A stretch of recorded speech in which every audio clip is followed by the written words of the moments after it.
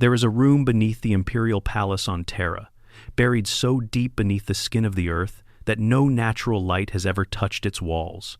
It sits under what was once the highest mountain range humanity ever named, beneath stone and steel, and the accumulated weight of 10,000 years of prayer and desperate devotion. In that room, surrounded by the hum of machines, so ancient and so complex that the people tending them have forgotten what half the components actually do, there is a throne, and on that throne there is a man. He is not sleeping. Sleep implies a kind of peace, a kind of rest. What he endures is something else entirely. His flesh has long since ceased to function in the way that flesh is supposed to function. His bones are visible through skin that is pulled thin and translucent, like old paper held up to a dying candle. His eyes, closed for longer than most civilizations have existed, do not move beneath their lids. If you reached out and touched his hand, you would feel something cold and dry, something that should not be capable of drawing breath. And yet, somewhere in that decaying cathedral of a body, something persists, something burns. For more than 100 centuries, the Emperor of mankind has sat upon the golden throne. Think about what that number actually means. 10,000 years. In that stretch of time, the Roman Empire rose and fell. Human civilization on ancient Earth went through the entirety of what it once called history. Languages were born and died. Continents shifted. Stars moved perceptibly across the sky. And, through all of it, through the slow grinding of centuries, he has sat there, maintained by machines that barely anyone understands, fed by the willing sacrifice of 1,000 psychers every single day, every single one of them pouring out their life energy to keep the faintest ember of his consciousness alight. The Imperium he built, that galaxy-spanning civilization of 1,000,000 worlds, has carried on in his name, but it has not carried on his vision, not even close. What the Emperor imagined was a rational civilization, a humanity that had finally grown up, that had put away its superstitions and its gods and its tribal instincts, that had looked at the stars and said, "Yes, we can do this. We can go out there. We can survive." He called it the imperial truth, this secular philosophy built on reason and human achievement. He hated religion. He despised the worship of gods and the handing over of human will and human agency to imagined beings beyond comprehension. He had very good reasons for that, reasons we will get into later. But the core of it was this: humanity deserved better than to kneel. And the very first thing his people did, the moment the light went out of his eyes and he was placed on the throne, was build a religion around him. The ecclesiarchy, the adeptus ministorum, the imperial cult. Call it what you want. In the 41st millennium, the emperor is God, not metaphorically, not in the vague sense that some people find meaning in a person or an idea. He is literally, doctrinally, institutionally God with a capital G. There are cardinals and priests and missionaries and wars of faith fought in his name. There is a class of women, the sisters of battle, who are essentially warrior nuns, clad in power armor and armed with bolters, who would die screaming his name before they allowed a single human to doubt his divinity. The most powerful religious institution in the galaxy is named the Church of the God Emperor of Mankind, and it answers to no one except itself and the distant ghost of a man who explicitly told people, on multiple occasions, not to do this. Meanwhile, the civilization he built is slowly rotting from the inside. The Imperium of man in the 41st millennium is not what he designed. It is what happens when a bureaucracy runs on fear for 10,000 years without anyone actually being in charge. The High Lords of Terra, the committee of powerful individuals who nominally govern in the Emperor's name, are mostly interested in maintaining their own power. The various adepta, the great institutions of the Imperium, pull in different directions, each one convinced that it alone truly serves the Emperor's will. Progress has essentially stopped. Technology is not advanced. It is maintained through ritual and prayer, because the Adeptus Mechanicus decided centuries ago that understanding how something works is less important than worshiping the machine spirit they believe inhabits it. Scientific inquiry that might lead to genuine discovery is heresy. Thinking new thoughts is dangerous. And the galaxy itself has not been kind. The forces arrayed against humanity in the 41st millennium are staggering. The Chaos Powers, those vast and terrible entities that exist in the dimension beyond the material universe, press against the barriers of reality constantly, seeking entry, seeking to corrupt and consume. The Tyranids, incomprehensibly vast swarms of living biological weaponry from beyond the edge of the galaxy, are eating their way inward. The Necrons, ancient skeletal machine beings who predate human civilization by millions of years, are waking from their long sleep. The Orcs, a fungal warrior race of terrifying biological resilience and suicidal enthusiasm for combat, exist in numbers that defy meaningful counting. The Aeldari, the remnants of a once supreme civilization, pursue their own inscrutable agendas. The Tau expand quietly at the galaxy's edges, with something the Imperium finds deeply unsettling: optimism. And then, in the late 41st millennium, something that was already bad got dramatically worse.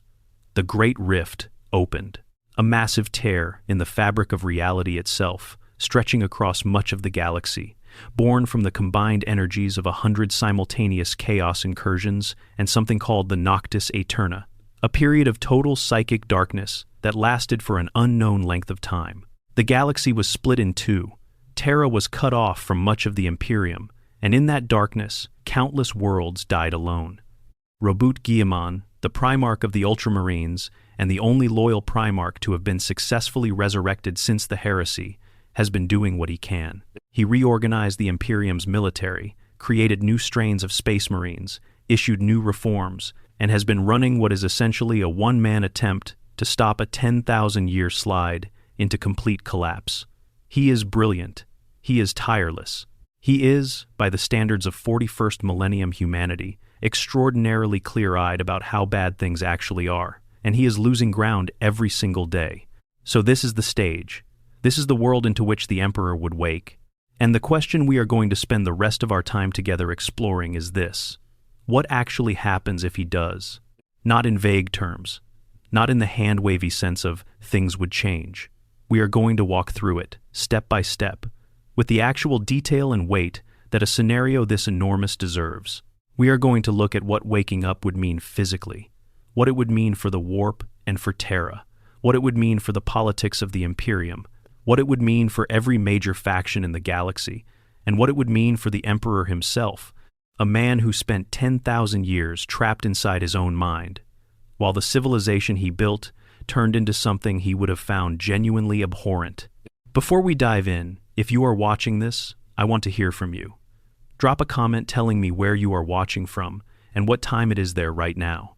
There is something I love about knowing that people from all over the world, at all sorts of hours, are sitting together in the dark, thinking about a fictional god emperor on a golden throne. And if you are not subscribed yet, and you enjoy this kind of deep, slow, atmospheric exploration of 40K lore, then please consider subscribing. It genuinely means a great deal. Now, let us begin. Section 2. The Prison of Gold. Before we can understand what the Emperor waking up would actually look like, we need to understand what the Golden Throne actually is, because most people have a fundamentally incomplete picture of it. They know it as a life support machine. They know it as the thing keeping the Emperor alive. And that is true. But it is so much less than the full truth. The Golden Throne is not a chair. It is not even primarily a chair. It is one of the most sophisticated pieces of technology ever constructed by human hands, built on a foundation of Dark Age of technology principles that even the greatest minds of the 41st millennium cannot fully decode, incorporating elements of alien design that were understood enough to be repurposed, but not enough to be fully recreated, and sitting atop a literal gateway into another dimension. The original purpose of the device predates the Horus Heresy by decades. The Emperor, who had spent most of human history quietly shaping events from behind the scenes before finally stepping forward during the Age of Strife, had a plan. A grand, extraordinarily ambitious plan that, if it had worked, would have changed everything about human civilization in ways so fundamental that the 41st millennium we know could not have existed. The plan was the Imperial Webway. The Webway itself is an ancient network of tunnels and passages running through and alongside the warp, built by the Aeldari civilization millions of years ago. It allows travel between distant points in the galaxy without actually entering the warp proper, which matters because entering the warp proper is extraordinarily dangerous. Ships traveling through the warp need navigators, mutant humans with a third eye that can perceive the Astronomicon and steer through the churning currents of psychic energy. They need Geller fields, psychic containment bubbles that keep the creatures of the warp from tearing through the hull and consuming everything inside. Even with all of those precautions, warp travel is dangerous, unpredictable, and soul-corrosive in ways that are difficult to fully quantify. The Emperor wanted to give humanity access to the webway. His vision was a future in which human ships could enter the network, move through its safe passages, and emerge wherever they chose in the galaxy, without navigators, without Geller fields, without the constant existential risk that warp travel carries. The webway is psychically neutral territory, sealed against demonic intrusion by the material it is made of, warded by the combined efforts of the Aeldari at the height of their power. It is, in theory, the perfect highway through space. The Golden Throne was the Emperor's interface with the webway. Positioned beneath the Imperial Palace, it connected to a gate into the human-built extension of the network, an extension that armies of workers and tech adepts had spent decades constructing under the Emperor's direct personal supervision and guidance. The throne projected the Emperor's psychic might into the webway, holding the passage open and stable, sealing it against the intrusion of the warp entities that would otherwise flood in. It was the greatest project in human history, and it was destroyed before it could be completed. Magnus the Red, the Primarch of the Thousand Suns and one of the most powerful psychers humanity had ever produced, made a catastrophic mistake during the early stages of the Horus heresy. Learning of his father's danger, learning that Horus had turned traitor and that the legions were being corrupted and that disaster was coming, Magnus decided to warn the Emperor. He reached across the galaxy with the full force of his psychic power and sent a message through the warp directly to Terra. The psychic scream of that message tore through the defenses the Emperor had spent years building. It shattered the wards, broke the seals, and ripped open holes in the boundary between the webway and the warp. In seconds, the human-built portion of the webway was flooded with daemons, thousands of them, then tens of thousands. The workers inside were slaughtered. The Legio Custodes, the Emperor's personal guard, and the Sisters of Silence, the psychic nulls who served alongside them, were thrown into a desperate battle to keep the demonic tide from pouring through the gate and spilling onto Terra. The Emperor was forced to take his seat on the Golden Throne and use its systems to seal the breach. His grand webway project was finished. The gateway beneath the Imperial Palace went from being the entrance to humanity's glorious future to being a door that absolutely could not be allowed to open, ever, because behind it were unimaginable numbers of demonic entities pressing against the seal with everything they had.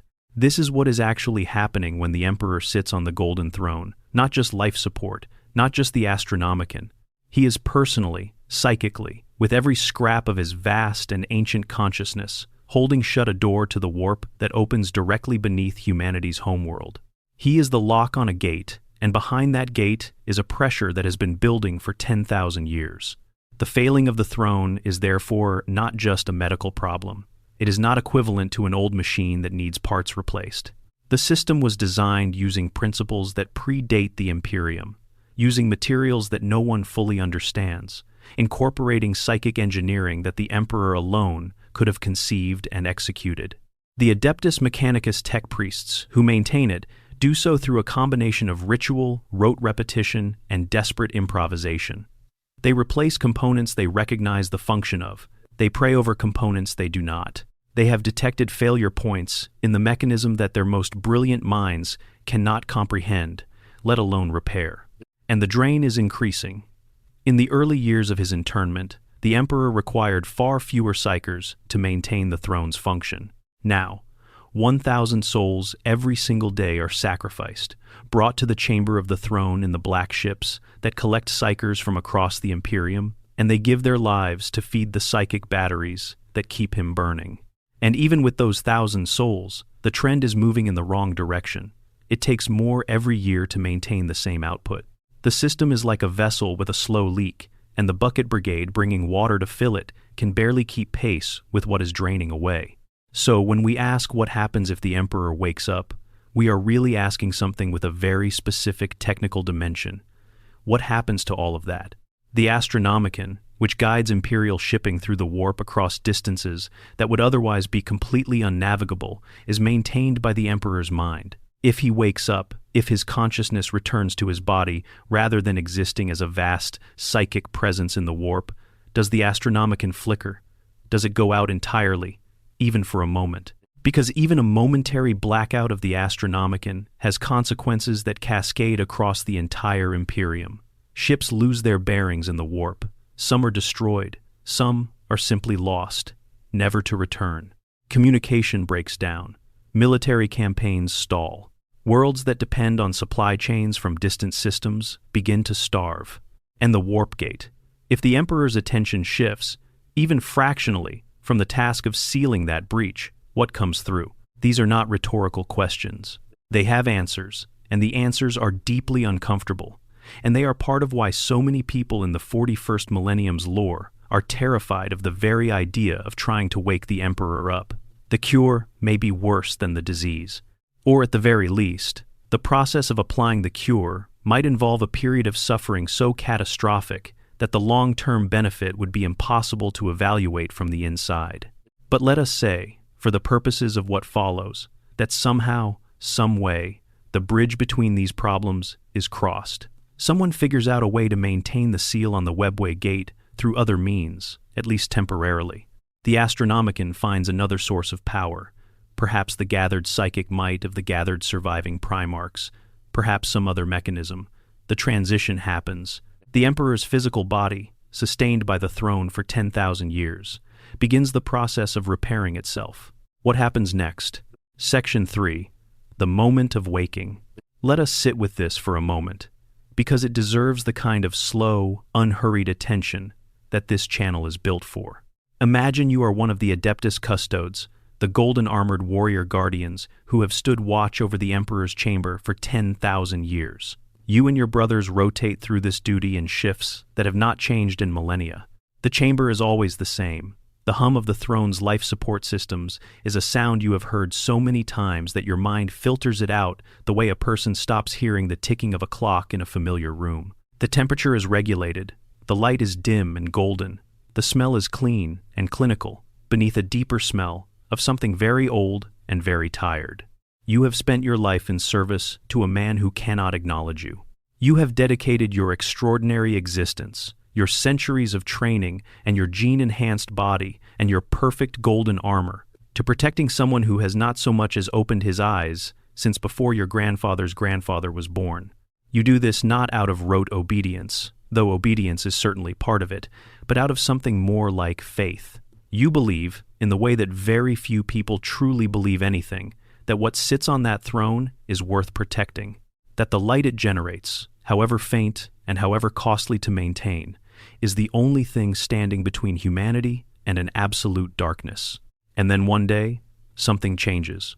Maybe it is subtle at first, a fluctuation in the life support readings that the tech priests cannot immediately explain, a tremor in the psychic field that the throne generates, brief and unmistakable to anyone sensitive enough to feel it. The throne's energy output spikes, then stabilizes, then spikes again. Not in the way it does when it is failing, not in the slow downward slope that everyone has been watching with dread for years, but in the opposite direction. Something is building. The senior custodes are summoned. The fabricator general of the Adeptus Mechanicus, who has standing authority to attend to the throne's maintenance, is called with a level of urgency that has not been used since the last great crisis of the mechanism. Perhaps Guillemon himself, who has been overseeing the broader management of the Imperium from nearby, receives word and comes himself, his massive armored form, filling the doorway of the throne room with the kind of presence that makes everyone else in a room feel slightly less real. And then the readings go off the charts. Understand what the Golden Throne has been doing for 10,000 years.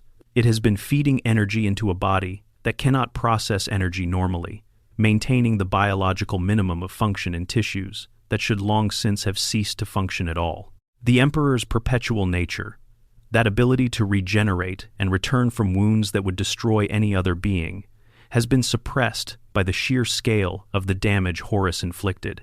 Horus, empowered by all four of the Chaos Gods simultaneously, wielding weapons that had been blessed by entities older than human civilization, struck the Emperor with everything available to the combined malevolent will of the warp. He did not just wound the Emperor's body. He wounded the Emperor's soul, the psychic aspect of his being, in ways that the perpetual regeneration could not simply repair. But what if, over 10,000 years of sitting in the warp, fighting his constant psychic battles, drawing on the life energies of 1,000 psychers every day, the Emperor has slowly been healing? Not his body, which cannot heal in the normal sense, while it is also serving as a focal point for the throne's systems, but something deeper, something more fundamental. The lore has long suggested that the Emperor's psychic presence in the warp has been growing, that the faith of trillions of human worshippers, all that belief and devotion and desperate prayer directed at a single focal point, has been accumulating in the warp as a kind of energy. The chaos gods are sustained by the emotions of conscious beings. Khorne grows stronger with every act of rage and violence. Slaanesh feeds on excess and pleasure. Nurgle is nourished by despair and resignation. Tzeentch drinks deep of hope and ambition and the desire for change. These are not metaphors. In the universe of the 41st millennium, the emotions of conscious beings are literally the fuel that powers these cosmic entities. If that principle holds, then what has 10,000 years of concentrated, species-wide religious devotion been doing to the Emperor's presence in the warp? What has the faith of a trillion souls, all directed at a single being, all carrying the weight of their deepest fears and their most desperate hopes, been building? Some theories suggest he has been growing, slowly, agonizingly slowly, but growing nonetheless, that the form his consciousness takes in the Imperium has been expanding and deepening and accumulating power in ways that have no physical equivalent, and that at some point, perhaps, this accumulated power reaches a threshold. The perpetual nature of the Emperor is, according to the lore, essentially a very advanced form of biological regeneration, combined with an extraordinarily resilient psychic signature. Perpetuals can come back from death because their psychic imprint is so strong that it reasserts itself against the physical reality of their damaged body, forcing reconstruction. The more powerful the perpetual, the greater the damage they can recover from. The Emperor is the most powerful perpetual ever to have existed, the one whose psychic signature is so vast and so deep that it may literally be impossible to fully extinguish. So imagine that moment. The readings spike. The hum of the throne changes pitch, rising slowly through registers that the monitoring equipment was designed to track, but is never actually measured at these levels. The golden light that always fills the chamber shifts, becomes warmer, becomes more present somehow, as if the room itself is becoming more real. The custodes, who do not frighten, who have been engineered and trained beyond the reach of ordinary fear, find themselves standing very still, and then the fingers move. Not much. A slight curling, a barely perceptible shift in the position of that desiccated hand on the armrest of the throne. But there is no mechanism in the throne's systems that moves his fingers. That motion came from inside. In the warp, something vast stirs. Daemons, which have been pressing against the psychic walls that the Emperor maintains as a matter of constant automatic function, suddenly feel a shift in the pressure. Not a weakening, something different. Something that feels like the difference between a wall and a wave. The psychers who serve as the throne's batteries, those who are still conscious enough to perceive anything beyond their own sacrifice, report, in their final moments before their life energy is consumed, that they saw something, a light, an opening, not into the warp, but out of it, as if a door that had been closed for an eternity was swinging outward. The body on the throne takes a breath. It is not a clean breath. It is the kind of sound that makes everyone in the room flinch, a long, rattling, struggling inhale that drags air into lungs that have not functioned normally in millennia. The chest rises, barely, but it rises. This is the moment. This is what every faction in the Imperium has spent 10,000 years either desperately hoping for or quietly dreading. And it is only the beginning. Section 4. The First Hour. The first thing to understand about the first hour after the Emperor begins to wake is that the galaxy does not gently accommodate the event. Reality does not politely rearrange itself to make room. The return of the most powerful psychic consciousness in human history to active engagement with the material universe is not a quiet moment. In the warp, The effect is immediate and enormous. The warp is not a stable place at the best of times. It is a dimension shaped by emotion, by thought, by the collective psychic output of every conscious being in the galaxy, and it responds to powerful psychic events the way a calm lake responds to a boulder dropped from a great height. Ripples, then waves, then something more. The Emperor's consciousness, which has existed in the warp for 10,000 years as a vast, slow, grinding psychic presence, suddenly becomes something else, something more focused, more directed, more awake.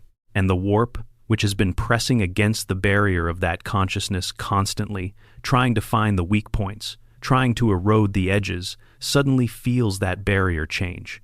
The daemons notice first. Of course they do. Daemonic entities are essentially creatures made of pure psychic energy given form and will by the warp's currents, and they are finely attuned to shifts in those currents, in the way that fish are attuned to changes in the movement of water. Something has changed in the fabric of the Imperium. Something that has been dormant has begun to wake, and the reaction is complicated because it is not a simple thing for a daemon to feel. Part of it is fear, in the manner that fear can exist for a being that does not experience the concept the way mortals do. And part of it is something that functions like hunger, because power is power, and the warp knows only the drive to consume and expand. The chaos gods themselves, those four vast and ancient beings that exist as the most powerful forces in the warp, respond differently. Tzeentch, the architect of fate, probably knew this was coming. Tzeentch always knows things are coming. Whether this is part of one of his plans, whether he has been maneuvering events across millennia toward exactly this moment for reasons that no mortal could follow, is impossible to know. But his reaction in this moment is something between satisfaction and a kind of deep calculation, because the great game just changed, and Tzeentch is already trying to figure out how to benefit from the new positions. Khorne, the blood god, feels the Emperor's waking as a challenge, a direct, roaring, blood-in-the-nostrils challenge. The Emperor was the greatest warrior in human history, the being who personally defeated a Citan, who bested Primarchs in single combat, who fought Horus at the height of chaos-fueled power, and who is described in the lore as war perfected. Khorne wants that fight. The blood god's realm shakes with something that is the warp's equivalent of a war drum. Nurgle's response is perhaps the most unsettling. Nurgle, Papa Nurgle, the god of decay and despair, feels the Emperor's return with what might be described as paternal disappointment.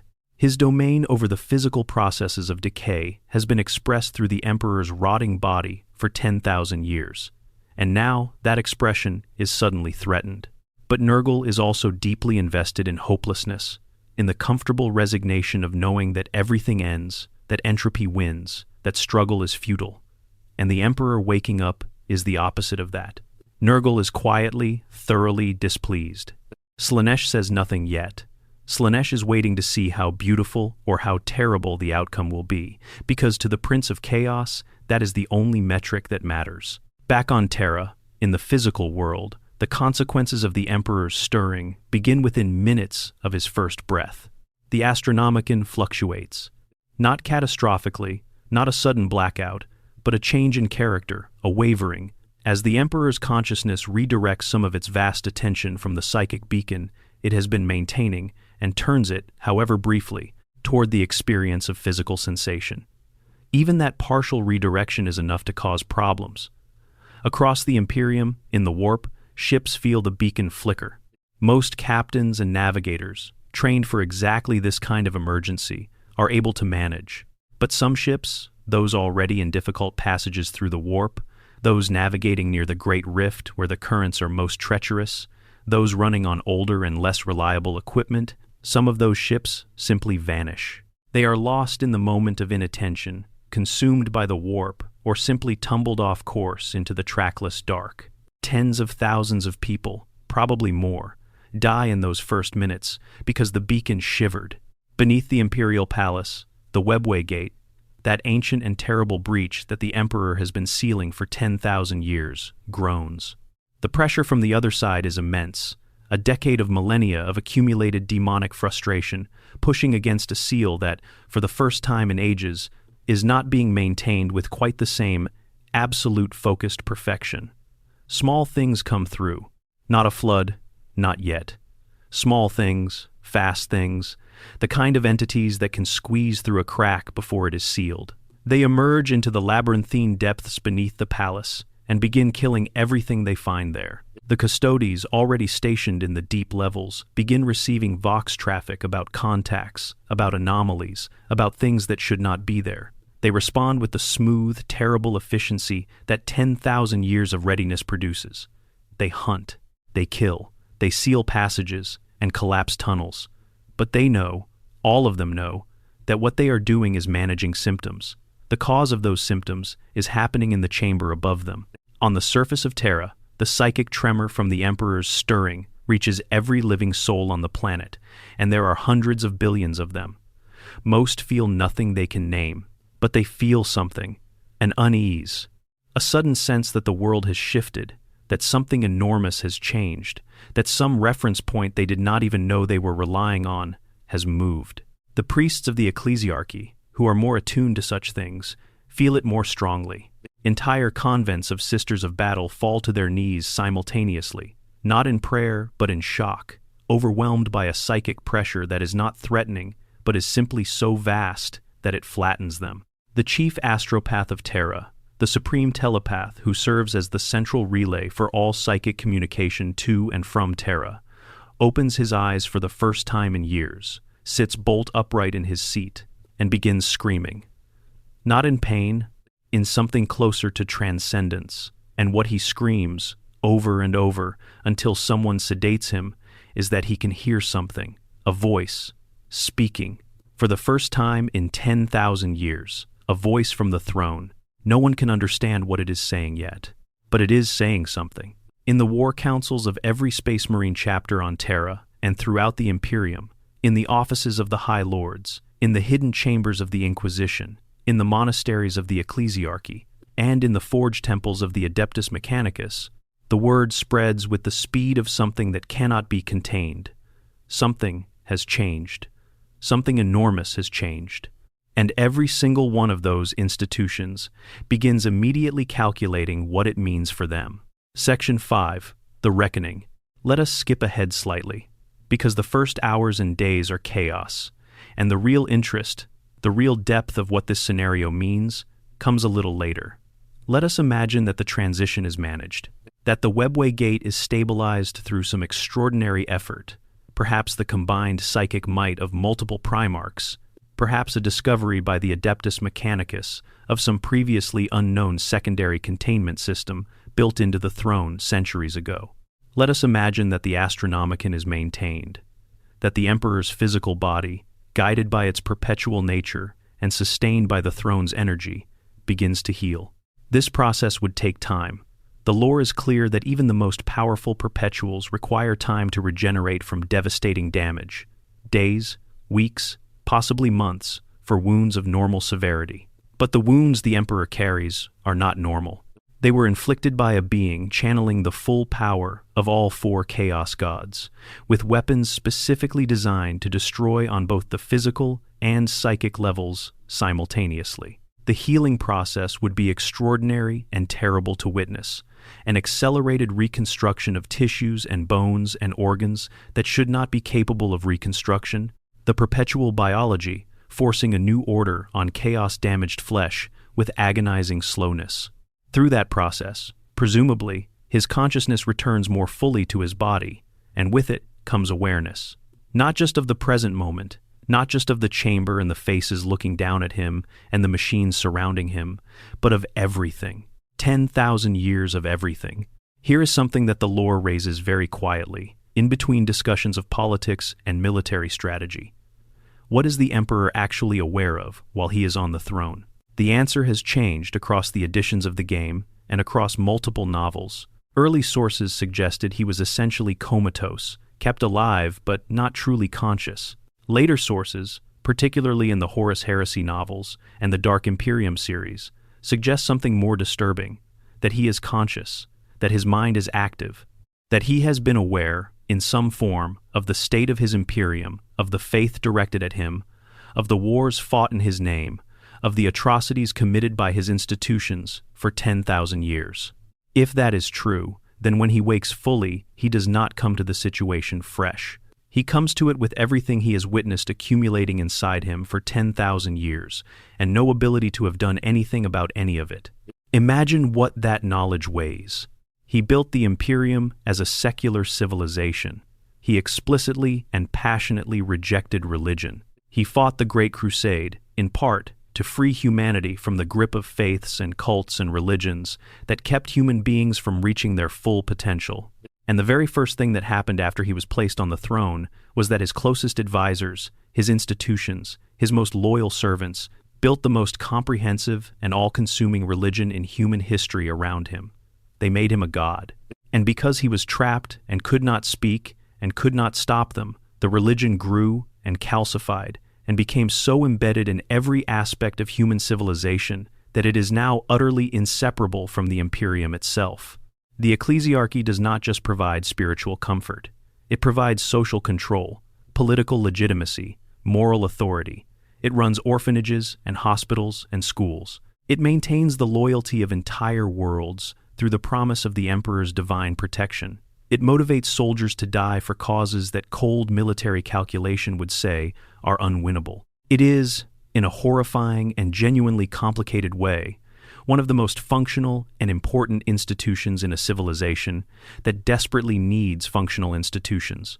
And he would want to tear it down, because the imperial religion is not just a distortion of what he intended, it is actively harmful in ways that go beyond philosophical disagreement. The worship of the emperor as a god has created a cultural environment in the Imperium where questioning authority is heresy, where technological curiosity is potentially treasonable, where psychers, the very humans who represent the future of the species, are treated as dangerous, unclean things to be harvested and sacrificed rather than educated and empowered.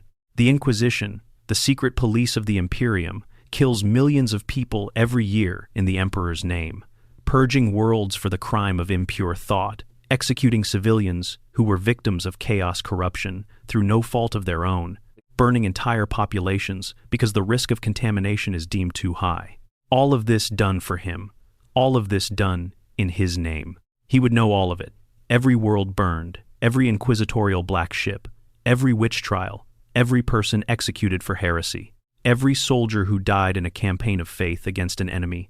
That military strategy alone could have defeated more efficiently and at lower cost. He has been watching, or something like watching, for 10,000 years, and he could not intervene, could not speak, could not redirect the enormous machine of the Imperium away from the catastrophic misinterpretation of his will. And now he can. The question is whether he can do so without destroying the very things he is trying to save. Because the ecclesiarchy is not wrong about everything. The faith of humanity, misdirected as it is, genuinely does generate psychic energy that sustains the emperor in the warp. The Sisters of Battle, those warrior nuns who fight in his name, are genuinely effective soldiers who have saved worlds that might otherwise have been lost. The social cohesion that the imperial religion provides is real, even if the theology it is built on is a catastrophic distortion of what the emperor actually believed. This is the reckoning, not just the political reckoning, which we will get to, but the personal one. The emperor, assuming he retains anything of what he was, assuming 10,000 years on the throne have not fundamentally altered his values and his vision, would have to look at what his civilization has become and decide what he is willing to do about it. And then there is the question of technology. The Adeptus Mechanicus's relationship to technology in the 41st millennium is one of the most tragic and self-defeating aspects of the entire setting. The Imperium of the Great Crusade had access to technology that the 41st millennium cannot reproduce, not because the knowledge is entirely lost, but because the Mechanicus has fossilized around maintaining existing technology rather than developing new knowledge. The tech priests worship their machines. They believe that, to understand the inner workings of a machine, is sacred knowledge reserved for those of sufficient devotion. They believe in machine spirits, animating essences within devices, and their maintenance rituals are religious ceremonies rather than engineering practices. This is not entirely irrational. In the universe of the 41st millennium, the warp is real, and psychic contamination is a genuine risk, and some degree of reverence for the tools that keep civilization running is arguably adaptive. But the result is a civilization that is essentially stagnant, that cannot progress technologically, that has been standing still for 10,000 years, while its enemies have not been standing still at all. The Emperor, who created the Mechanicus's core theology as a deliberate psyop to secure their loyalty during the Unification Wars, would know exactly where all of this came from, and would presumably have thoughts about where it has ended up. What he says when he speaks for the first time in 10,000 years, what he says and to whom and in what order, would shape everything that follows. Section 6. The War Within the Palace. Politics in the Imperium of Man is never simple, and the politics of the Emperor's return would be the most complex, most dangerous, and most consequential political situation in human history. Let us walk through who the major players are, what they want, and how the Emperor's return threatens all of them. The High Lords of Terra are the most immediately powerful institutional force in proximity to the event. The position of High Lord exists in multiple seats, held by the leaders of the major adepta of the Imperium, and for 10,000 years, governing in the Emperor's name has essentially meant governing for themselves. The Emperor does not speak.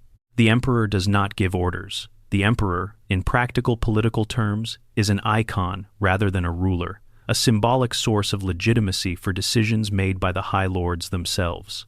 A walking, talking, genuinely angry Emperor represents an existential political crisis for the High Lords, not because they are necessarily corrupt or villainous, though some certainly are, but because the entire system of governance has been built around his absence. The High Lords have authority because the Emperor cannot exercise authority himself. If he can exercise authority himself, their power evaporates. Not only evaporates, but becomes subject to his judgment, and they know perfectly well that many of the decisions made in his name over the millennia have been ones he would not have sanctioned. The response from certain elements of the High Lord's circle would not be celebration, it would be calculation. Some would genuinely welcome the Emperor's return, either out of authentic loyalty or because they understand that his active leadership might be the only thing that can actually reverse the civilizational decline. But others would immediately begin planning resistance. Not overt resistance, nothing so straightforward, but quiet maneuvering to ensure that the Emperor's return is managed in ways that preserve their power rather than eliminating it. The ecclesiarchy's crisis would be both political and theological, and the theological dimension would be more dangerous. Billions of human beings across the galaxy have lived and died in the certain knowledge that the Emperor is God, that his body on the golden throne is the physical anchor of a divine presence that protects humanity from the darkness. The physical, living, clearly not a passive divine force Emperor, walking and speaking and knowing what we know about his character, probably immediately trying to close down the institution of the imperial cult, would represent not just a political threat to the ecclesiarchy's power, but a profound assault on the fundamental beliefs of trillions of people. This cannot be understated. Faith is not just a personal matter in the Imperium. It is the foundational logic of the entire social structure. When the ecclesiarchy tells a soldier that dying for the Emperor means ascending to his divine light, that soldier fights harder and fears death less.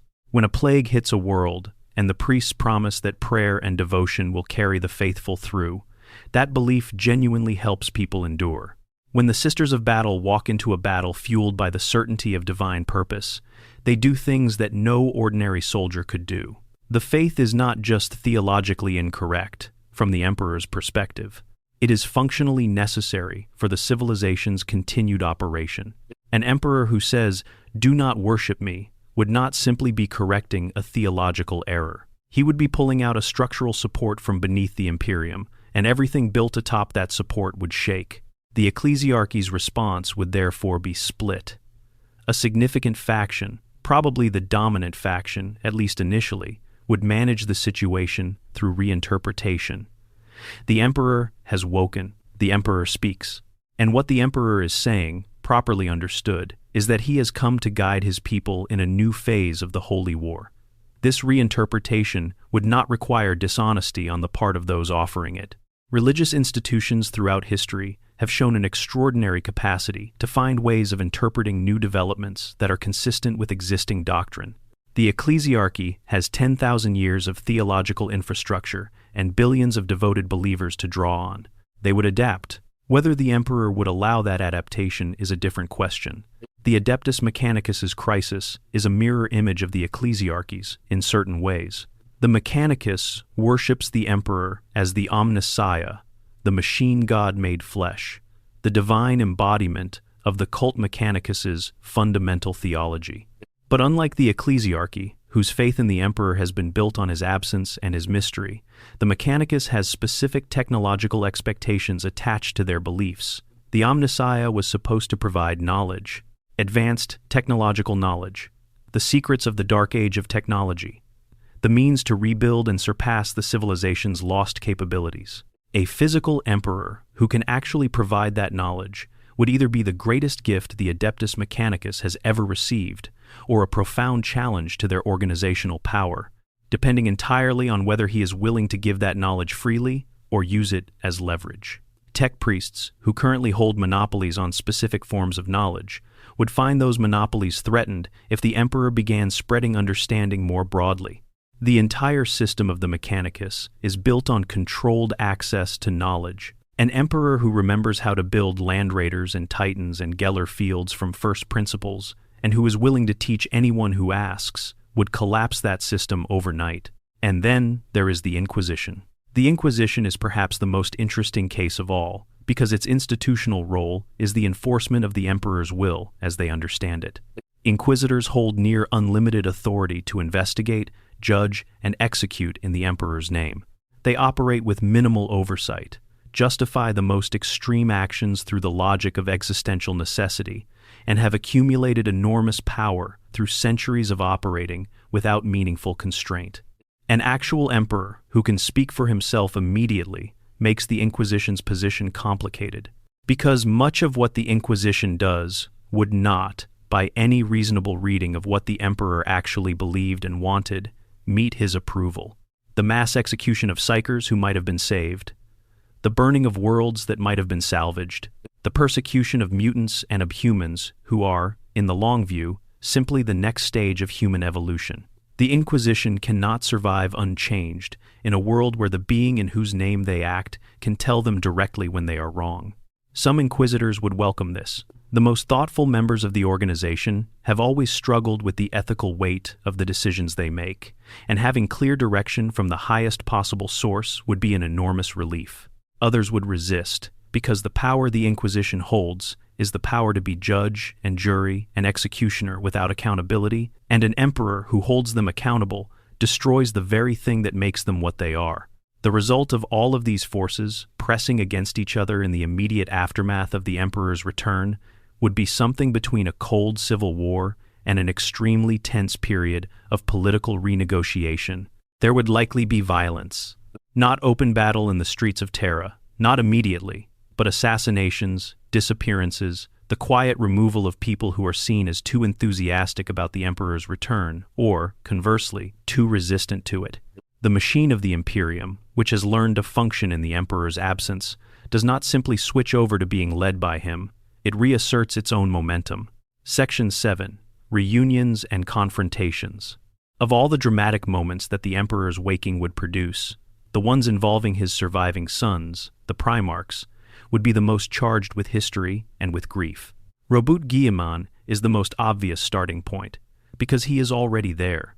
He has been managing the Imperium's recovery in the aftermath of the Great Rift, working himself to the edge of his enormous capacity, day after day, trying to shore up a civilization that keeps finding new ways to fall apart. He has had at least one conversation with his father through some medium that the lore has deliberately left ambiguous, something that left him profoundly troubled, something that gave him purpose but not peace. The meeting between a fully conscious emperor and his most loyal surviving son would be one of the most emotionally complex events in the history of the setting, because Guillemot loves his father, even as he privately expresses despair and even horror at what the Imperium has become.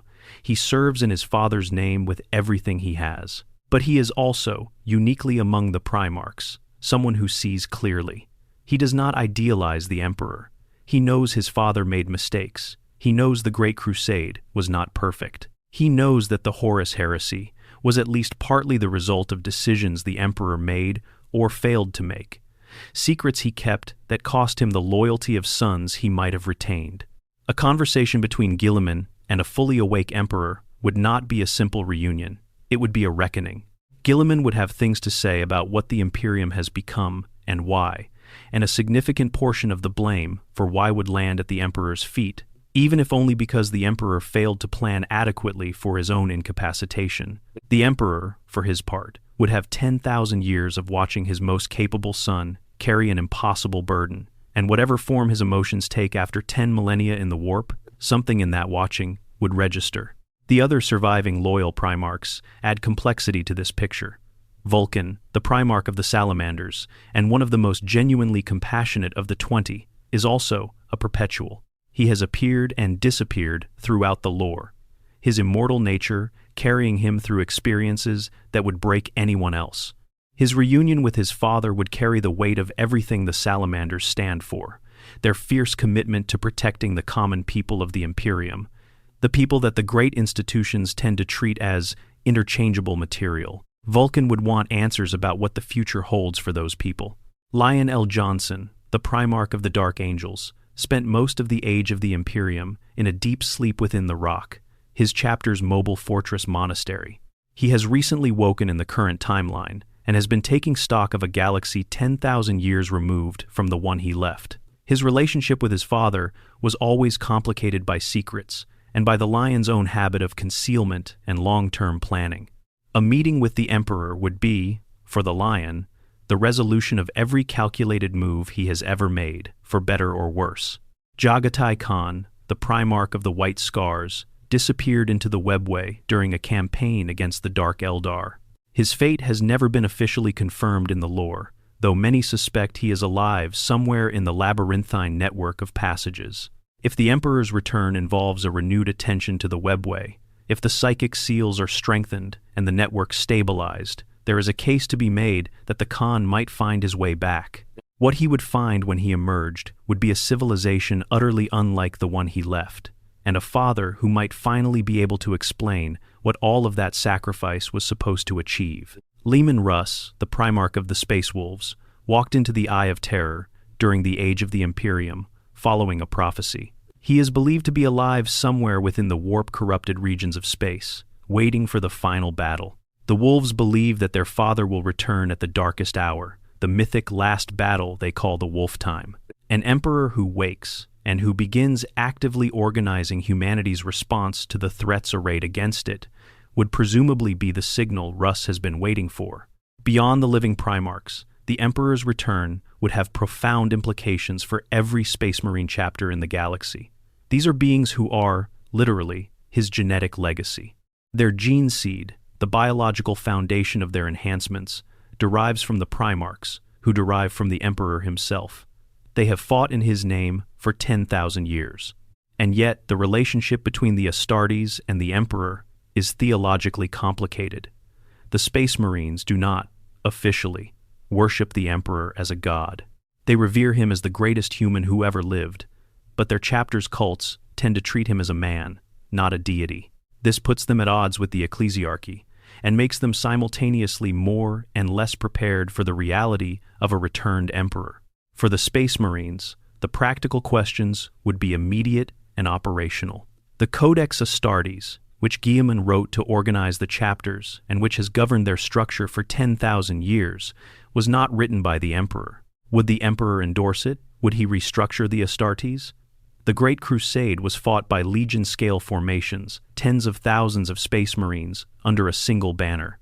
The Codex Astartes broke those legions into smaller chapters to prevent any single individual from controlling too large a force. The Emperor might have different views on how that balance should be struck in the current crisis. And for the soldiers who have given their lives in his name, the ordinary Space Marines who have never known anything other than the fight and the faith, and the endless grim certainty that they are all that stands between humanity and the dark, the knowledge that he is real, that he woke up, that he exists not as a distant divine presence, but as a being who can be spoken to, who can give orders, who can see what they have done and judge it, would be both the greatest validation imaginable and the most terrifying possible moment of reckoning. Section 8. The enemy reacts. The enemies of the Imperium do not wait politely while their opponents sort out their internal politics. In the Eye of Terror, that vast region of space where the warp and reality have blended together into a permanent, chaos-haunted nightmare, the news of the Emperor's waking travels through channels that have nothing to do with astropathic communication or Vox relays. The warp knows, the daemons know, and the Chaos Space Marines, those 10,000-year-old warriors who once fought for the Emperor and then turned against him, know. Abaddon the Despoiler, War Master of Chaos, the being who inherited Horus's mantle and who has been prosecuting the war against the Imperium for millennia, has a reaction to the Emperor's return that is probably the most complex of any entity in the galaxy. Abaddon's stated goal has always been the destruction of the Corpse Emperor, the overthrow of the rotting theocracy that squats on Terra, and the freedom of humanity from the shackles of false devotion to a man who couldn't even beat Horus. Abaddon hates the Emperor. Or at least, Abaddon has organized his identity around the destruction of the Emperor for so long that the distinction between genuine hatred and performative purpose is difficult to draw. But a waking Emperor also represents a potential unification of the Imperium that Abaddon cannot ignore. For 10,000 years, the Imperium's fundamental structural weakness has been the absence of genuine central leadership, the High Lord's squabble. The chapters operate independently. The great institutions pull in different directions. The Emperor's return would be the most effective possible galvanizing event for the Imperium, a rallying point that could unify factions that have been fighting each other for centuries around a single clear directive. Abaddon would not wait to see how it plays out. He would act. The Black Legion, the Chaos Space Marine warband that Abaddon commands, along with every allied traitor faction he can pull together, would launch an immediate and coordinated strike at every vulnerable point they could identify. Not necessarily at Terra directly, though that might come later, but at the supply lines, at the recruiting worlds, at the forge worlds that produce the weapons and armor the Imperium depends on. The goal would be to bleed the Imperium before it can consolidate around its returned master. The individual traitor legions would each respond according to their own natures. The Thousand Sons, the legion devoted to Tzeentch, would be the most complicated case. They followed Magnus the Red, the Primarch who made the mistake that forced the Emperor onto the throne in the first place. Their guilt is complex, because Magnus's original intention was to warn the Emperor, not to doom him. And Tzeentch, their patron god, has always operated on a level where the distinction between victory and defeat is not always clear. The Thousand Sons might treat the Emperor's return as an opportunity rather than a threat, because Tzeentch views change as inherently desirable, and nothing in the galaxy is changing faster right now. The Word-Bearers, the legion that invented the Imperial faith before turning to chaos, would be particularly vicious in their response. They created the religious infrastructure that the Imperium runs on, or at least their Primarch Lorgar started the process by writing the Lectitio Divinitatis, the text that first proclaimed the Emperor as a god. The Word-Bearers have a fundamentally theological reason to want the Emperor destroyed. He is the disproof of their chosen faith, the walking evidence that their gods are not the ones they should have followed. A living Emperor who can speak and contradict their doctrine is more dangerous to them than a dead one ever could be. The Death Guard, Nurgle's chosen sons, would intensify their campaigns of biological warfare. An Emperor who is healing, who is rebuilding, who represents hope and renewal, is the direct opposite of everything they stand for. Nurgle's philosophy is that decay is inevitable, that entropy is comfort, that all things end, and that is fine, because the cycle of decay and regrowth is holy. A perpetual who comes back from 10,000 years of near death and walks out of his own tomb is a direct affront to that philosophy, and the Death Guard would treat it as such.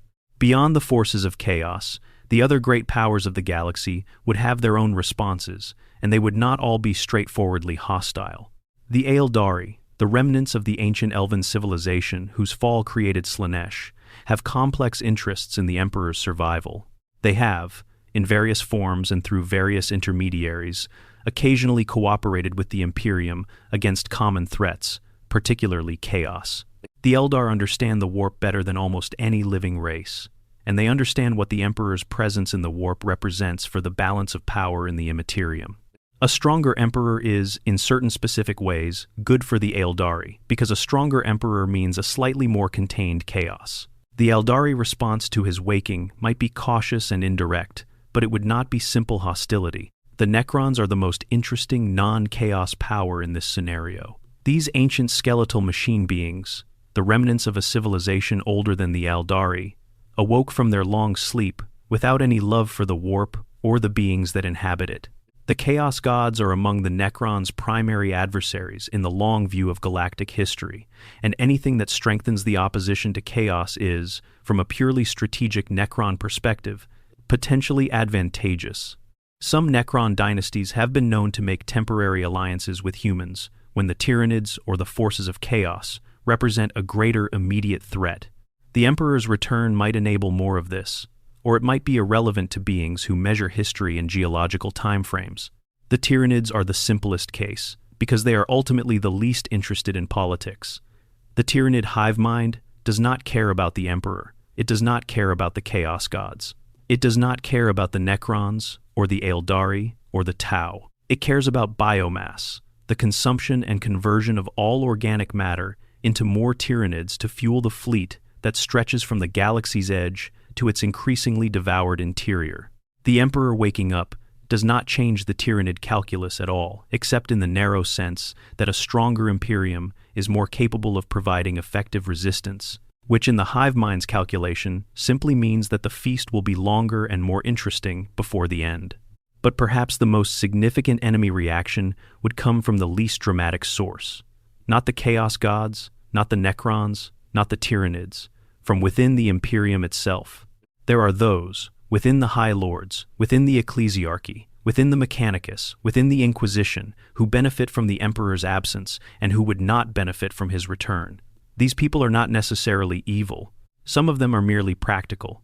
They have built careers and institutions and power structures around a specific understanding of how the Imperium works, and a living Emperor fundamentally breaks that understanding. They would resist. Quietly, carefully, in the manner of people who understand that open resistance to the Emperor would be suicidal, but who also understand that there are many subtle ways to slow or redirect an institution. Assassinations would be planned, not of the Emperor himself, which would be impossible in practical terms and politically suicidal even in theory, but of the people around him, the advisors, the primarchs, the generals, who are moving fastest to consolidate his return to power. Misinformation would be spread. Lore, records, theological arguments would be weaponized to suggest that the being who woke on the throne was not truly the Emperor, or was the Emperor but had been compromised, or was the Emperor but was not yet ready to lead and needed to be guided by those who had maintained the Imperium in his absence. The enemy comes in many forms. Not all of them have horns and breathe fire. Section 9. The New Crusade. Assuming the Emperor survives the politics long enough to act, what would he actually do? This is the most speculative section of everything we are covering, because it involves predicting the behavior of a being who has existed for roughly 48,000 years, who has spent the last 10,000 of them in a state that no other being has ever experienced, who has levels of knowledge and perspective that simply have no human equivalent. Whatever model of decision-making we apply to him will be imperfect, because there is no meaningful comparison. But some things can be inferred from what we know of his character, his goals, and the specific situation he would be returning to. The first priority would almost certainly be addressing the immediate existential threats, and the most immediate of those, in the current state of 41st Millennium lore, is the Great Rift. The Great Rift, also known as the Cicatrix Maledictum, is a wound in reality that stretches across nearly the entire width of the galaxy. It was created when the psychic energies of the Chaos incursion, known as the Gathering Storm, overwhelmed the warp's ability to maintain separation from real space in those regions. Through the rift pour daemons, chaos storms, reality distortions, and a constant grinding pressure that tests every world and every fleet and every soldier near it. It is not the first such tier in reality. The Eye of Terror has existed since the fall of the Eldar, but the Great Rift is larger and more geographically central, and more immediately threatening to the continuation of the Imperium as a functioning political entity. An emperor who returns to full psychic capacity would be, by every measure available, the most powerful force for reality stabilization that exists. His psychic strength in the Great Crusade era was already enough to create warp storms covering multiple solar systems as a form of punishment. 10,000 years of absorbing the faith energy of trillions of human worshippers, 10,000 years of fighting the chaos gods at a fundamental metaphysical level in the warp, would have made him stronger than he was before. Not physically, not yet. The body would still be healing.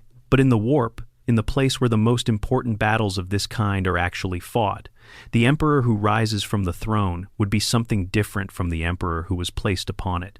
The closure of the Great Rift, or at least its significant reduction, is the kind of goal that would require sustained effort over time rather than a single dramatic act. But an emperor actively working toward that goal, rather than the passive absence that currently characterizes the Imperium's response to the Rift, would change the strategic situation profoundly. Beyond the Rift, the Tyrannid threat requires a different kind of response. The hive mind is not susceptible to psychic dominance in the normal sense. It is itself a psychic entity of extraordinary scope, and it is also a shadow in the warp, a suppression of psychic activity that makes using psychic powers near a large Tyrannid fleet extremely difficult. The Emperor, who is fundamentally a psychic being, would find confronting the Tyrannids directly to be a different kind of challenge than confronting chaos, which operates through the warp. But the resources he could bring to bear, the ability to organize the Imperium's response with genuine, coordinated intelligence, rather than the fragmented and often contradictory directives that currently characterize military strategy, would be transformative. The Necrons represent a potential diplomatic opportunity that no one in the current Imperium is positioned to pursue. The Emperor, who has dealt with beings of cosmic age and scope throughout his long existence, who understands the long history of the galaxy in ways that no current imperial institution does, might be able to establish something with the Necron dynasties that goes beyond the temporary truces currently possible. Not an alliance, because the Necrons are ultimately interested in reclaiming what they believe is their galaxy, but perhaps a framework of non-interference that allows both sides to focus on the existential threats they share. The reforming of the Imperium itself would be a project that would make Guilliman's Indomitus Crusade look like a minor policy adjustment. The Emperor's vision for humanity, the vision that animated the Great Crusade, was of a civilization that genuinely worked, that educated its people, that invested in knowledge and technology, that treated every human life as worth preserving rather than as expendable material for the grinding war machine. That vision, applied to the 41st Millennium's Imperium, would require changes so fundamental that they would effectively create a new kind of civilization. The Psyker question would be central to any genuine reform. The Emperor's long-term plan, as hinted at in various places in the lore, was always to guide humanity toward becoming a fully psychic species. The current Imperium treats Psykers as dangerous deviants to be controlled, harvested, and sacrificed. An emperor who can speak and act would want to reverse this entirely, to create educational systems for Psykers, to develop techniques for psychic training that can produce stable and skilled practitioners, rather than the current system of traumatic early discovery, followed by either death or barely controlled service. The military aspect of the new crusade would be as dramatic as everything else. The Emperor in his Great Crusade era commanded armies of a scale that the 41st Millennium cannot easily conceptualize. The Space Marine legions numbered in the hundreds of thousands. The Imperial Army, precursor to the modern Astra Militarum, stretched across the entire reach of known space. The infrastructure of war was immense and was supported by a technological base that has since degraded significantly. Rebuilding that, or building something better suited to the current situation, would be his first priority. The Primarchs would be his instruments, as they were before. Those who are alive and available would be given specific operational mandates based on their individual strengths. Guilliman would continue what he is already doing, the administrative and logistical genius that keeps the Imperium's bones connected. Vulcan would be directed toward the protection of civilians and the rebuilding of infrastructure. The Lion, with his centuries of planning, would be given the most complex tactical challenges. And those Primarchs whose fate is unknown, Leman Russ in the Eye of Terror, the Khan in the Webway, Korax in the Void, would be sought. The search for them would be one of the more poignant aspects of the return. These are his sons, the greatest weapons he ever made, and most of them are gone or broken or dead. For each one recovered, there would be a reunion as complex and charged as the one with Guilliman. But for each one who cannot be found, or who is found to have died, there would be a grief that an entity of the Emperor's nature and history carries very quietly and very heavily. The New Crusade would not be like the Great Crusade. It could not be. The Great Crusade was conducted in a galaxy that was recovering from a period of isolation in which most of humanity's scattered worlds were simply waiting to be reconnected.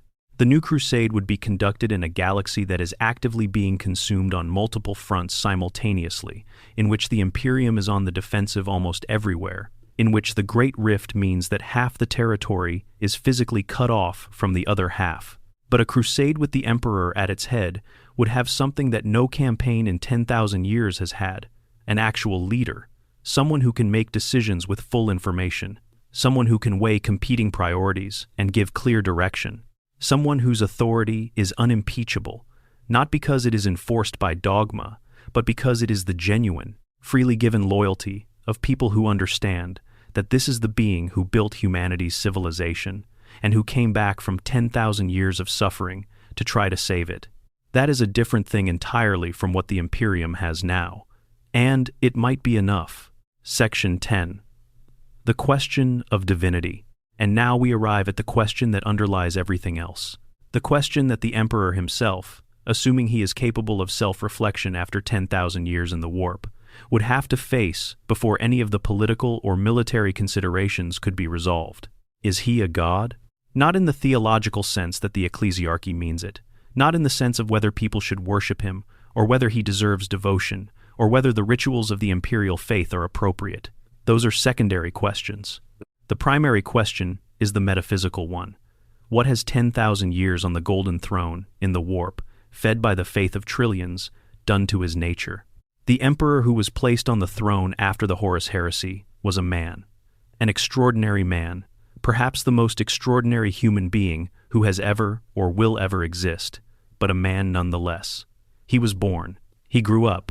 He had feelings and relationships and made choices, some of them deeply wrong, some of them cruelly consequential, all of them made within the framework of a being that was, however expanded, still fundamentally mortal in origin. He did not want to be worshipped.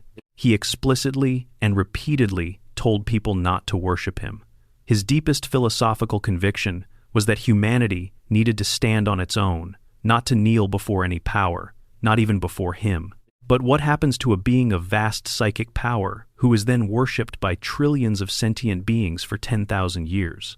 The Chaos Gods offer a model for understanding this, and it is deeply uncomfortable. The Chaos Gods were not always the entities they are. Khorne was born from the accumulated war instincts of every species that has ever fought. Slaanesh was literally birthed by the mass sensory indulgence and psychic pain of the Aeldari. Nurgle's domain of decay and despair was built over millions of years of conscious beings experiencing those things. These entities were created by emotion and sustained by emotion, and their nature was shaped by the emotional input that made them. If that principle holds, then what does sustained worship, directed at a single point, over 10,000 years, do to that point? The lore has long hinted that the Emperor is indeed becoming something that occupies a space in the warp that is analogous to what the Chaos Gods occupy, but different in character because the emotion that sustains him, faith and devotion, and the desperate human need for protection and meaning, is different from rage or pleasure or despair or the desire for change. There are serious arguments in the lore that the Emperor is not weakening on the throne, despite appearances, that the decay of his physical form is happening at the same time as an expansion of his warp presence, that he is, in a very real sense, becoming the god his people have been insisting he is, not through divine right or cosmic accident, but through the accumulated weight of genuine human faith over an enormous span of time, that the being who eventually rises from the throne, or who manifests in the warp, will be something that was never there when he was first placed upon it. This is the Dark King prophecy's shadow, and it runs through the lore like a cold current. The Dark King was the name given to what the Emperor might become if he surrendered to the power that was accumulating in the warp around him. If, instead of resisting the pull of apotheosis, he accepted it, the Dark King would have been an incomprehensible being of pure destructive power, a fifth chaos god whose birth would have been catastrophic for the entire galaxy. This is the outcome that the Emperor himself prevented during the final confrontation with Horus, by splitting his soul, by casting away the part of himself that was capable of making that terrible transformation, so that what remained on the throne was the part that could resist. The Starchild theory is the consequence of that splitting. The part of the Emperor that was cast away, the part containing his compassion and his hope and his genuine love for humanity, exists in the warp as a separate entity, slowly gathering itself towards some form of expression. The cold, logic-driven half that remains on the throne is what has sustained the Imperium. The warm half that was cast away is what might one day offer humanity something better. If the Emperor wakes, which half wakes? Both? Does the splitting heal itself over time, the two halves drawing back together? Or does the Emperor rise divided, a being who knows exactly what he gave up and why, who carries the absence of his own compassion as a wound that 10,000 years have not closed? This question matters for how he would govern, for how he would treat the people around him, for what kind of civilization he would build. The Emperor of the Great Crusade was not a warm being by any normal measure. He was brilliant and strategic and capable of immense acts of creation and organization, but he was also capable of terrible coldness, of decisions that sacrificed his sons and his people without adequate warning or explanation, because he judged that the broader goal required it. He kept secrets that might have prevented the Horus heresy if shared. He failed to give the Primarchs the emotional support and guidance they needed because he was too focused on the project to attend to the people. He was, in many ways, exactly the kind of leader who builds extraordinary things and leaves enormous wreckage in his wake. Would he be different now? Can 10,000 years of suffering and reflection change a being of that nature? The Chaos Gods do not change in character over time. Their natures are fixed by the emotions that sustain them. But the Emperor is not a Chaos God, and the faith that sustains him is not a simple or single thing. It contains love and fear and desperation and genuine devotion, and also the kind of worship born from having no other options. It is complicated, layered, often contradictory. Maybe what it produces is a being more complicated than what went in. The theological implications for the Imperium go beyond the institutional politics of the ecclesiarchy. If the Emperor is genuinely, metaphysically a god, or if he is genuinely becoming one, then the people who have been worshipping him for 10,000 years are not entirely wrong. They are wrong about the specifics, wrong about what he wants and what he sanctions, and what kind of religion is appropriate to him.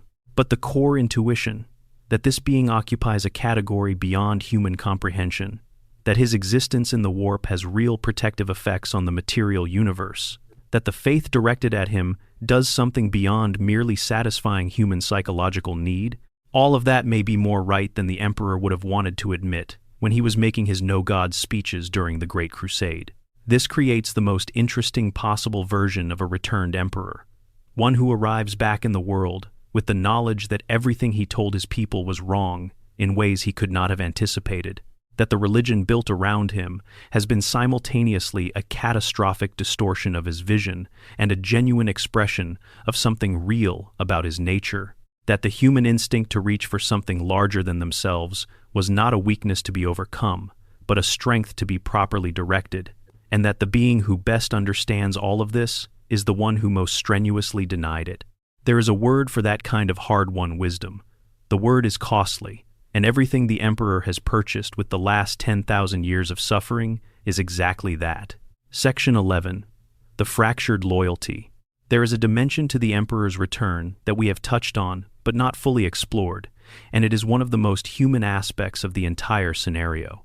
It is the question of what happens to the faith of individual human beings when their God walks out of his temple and starts giving opinions. Consider a sister of battle. She has spent her entire life in the service of the God Emperor of mankind. She joined her order as a child. She trained in a convent that smelled of incense and honest sweat and weapons oil. She learned to read from the Lectitio Divinitatis. She recited her prayers every morning and every night. She fought and killed and watched her sisters die in the name of a being she has never doubted for a single moment. Her faith is not a performance. It is the deepest, most genuine thing about her. Now the emperor walks out of the throne room. What does she feel in that moment? Pure joy, presumably. The validation of everything she has ever believed, made concrete and undeniable. Her God is real. Her God walks. Her God speaks. And then the God starts talking, and some of what he says is not what the priests have been telling her. The God is not pleased with the ecclesiarchy's political activities. The God wants the treatment of psychers reconsidered. The God has opinions about the burning of worlds that differ significantly from inquisitorial doctrine. The God, and this is perhaps the most shocking thing of all, does not think of himself as a God. What does her faith do with that? Human belief is remarkably resilient, but it is also remarkably resistant to direct contradiction from the object of the belief. This sounds paradoxical, and it is. People who encounter evidence that challenges their deepest beliefs often do not update those beliefs in the rational direction that the evidence suggests. They often reinterpret the evidence to fit the belief. They sometimes double down. The psychological literature on this is extensive and humbling. An ecclesiarchy priest who encounters a physical emperor telling him that the religion built in the emperor's name is not what the emperor wanted might not think, "I was wrong." He might think, "The emperor is being tested. The emperor is humble." The emperor's very insistence that he is not divine is proof of his divinity, because only a true God would be humble enough to say such a thing. The prophet always denies being the prophet. The saint always insists she is a sinner. This is not stupidity. It is human.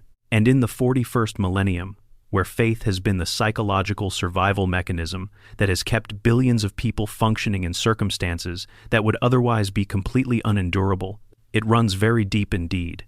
The fracture lines would run through the Imperium's population in unpredictable ways.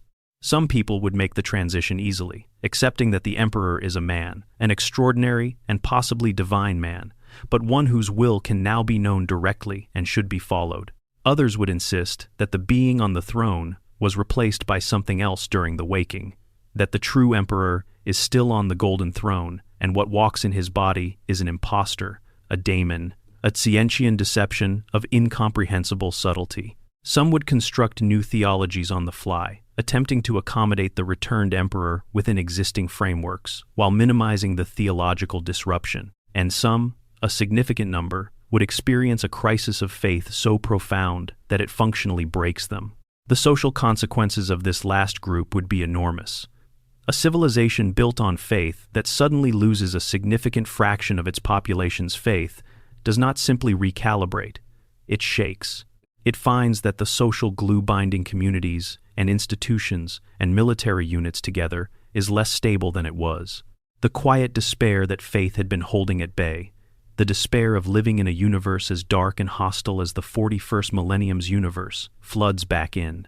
The emperor, or the people around him, would have to manage this.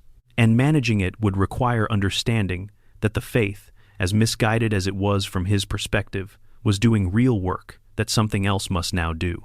The imperial truth he tried to build the Great Crusade on, the secular, rational civilization, failed in part because it offered no emotional scaffolding for the scale of darkness that humanity was facing. People need something to believe in that is larger than themselves, and in a universe where the warp is real, and demonic entities are real, and the suffering of billions is constant and undeniable, a purely rational civilization has a very difficult time maintaining hope. The returned emperor would need to figure out what comes next. Not just for the institutions, not just for the military, but for the billions of ordinary people who have been praying to him in the dark, and who now find out that the dark is still there, and their prayers were answered by something more complicated than they imagined. Section 12. What the Emperor would see. We have talked about what would happen around the Emperor. Let us close by sitting with what it would be like to be him. He was born approximately 48,000 years ago, in what is now central Turkey, during a time when the most advanced human civilizations were building the first cities. He has lived through every era of human history, sometimes in hiding, sometimes in the open, always watching and shaping and guiding humanity's development from behind the scenes or alongside it. He has had names and identities and lives that would fill entire libraries. He has loved people and lost them to time. He has watched empires rise and fall and watched new ones rise on the ruins. He has seen the worst and the best that humanity is capable of, in the full and genuine range of both. He built the Imperium not out of a desire for power, though power was necessary to achieve it, but out of a genuine belief that humanity needed to be unified to survive the darkness that was coming. He saw the chaos gods forming in the warp as the psychic potential of humanity increased. He understood, at a level that no one else could, what the galaxy was becoming and what the consequences would be for a fragmented and psychically vulnerable human species. Everything he built, the Great Crusade, the Primarchs, the Webway Project, all of it was in service of a plan to shepherd humanity through what he knew was coming. And then Horus, his favorite son, the one he loved most and most failed, the one who had the best of him, the most genuine of his sons, and who was also the most vulnerable to exactly the kind of corruption that eventually claimed him. The Chaos Gods targeted Horus specifically because they knew what he meant to the Emperor. They chose the weapon most likely to destroy the Emperor by exploiting the one thing he genuinely could not afford to lose, the person he trusted most. And the Emperor's own habit of secrecy, his failure to share his plans and his fears with the son who was supposed to lead the crusade in his stead, created the vulnerability that the Chaos Gods exploited.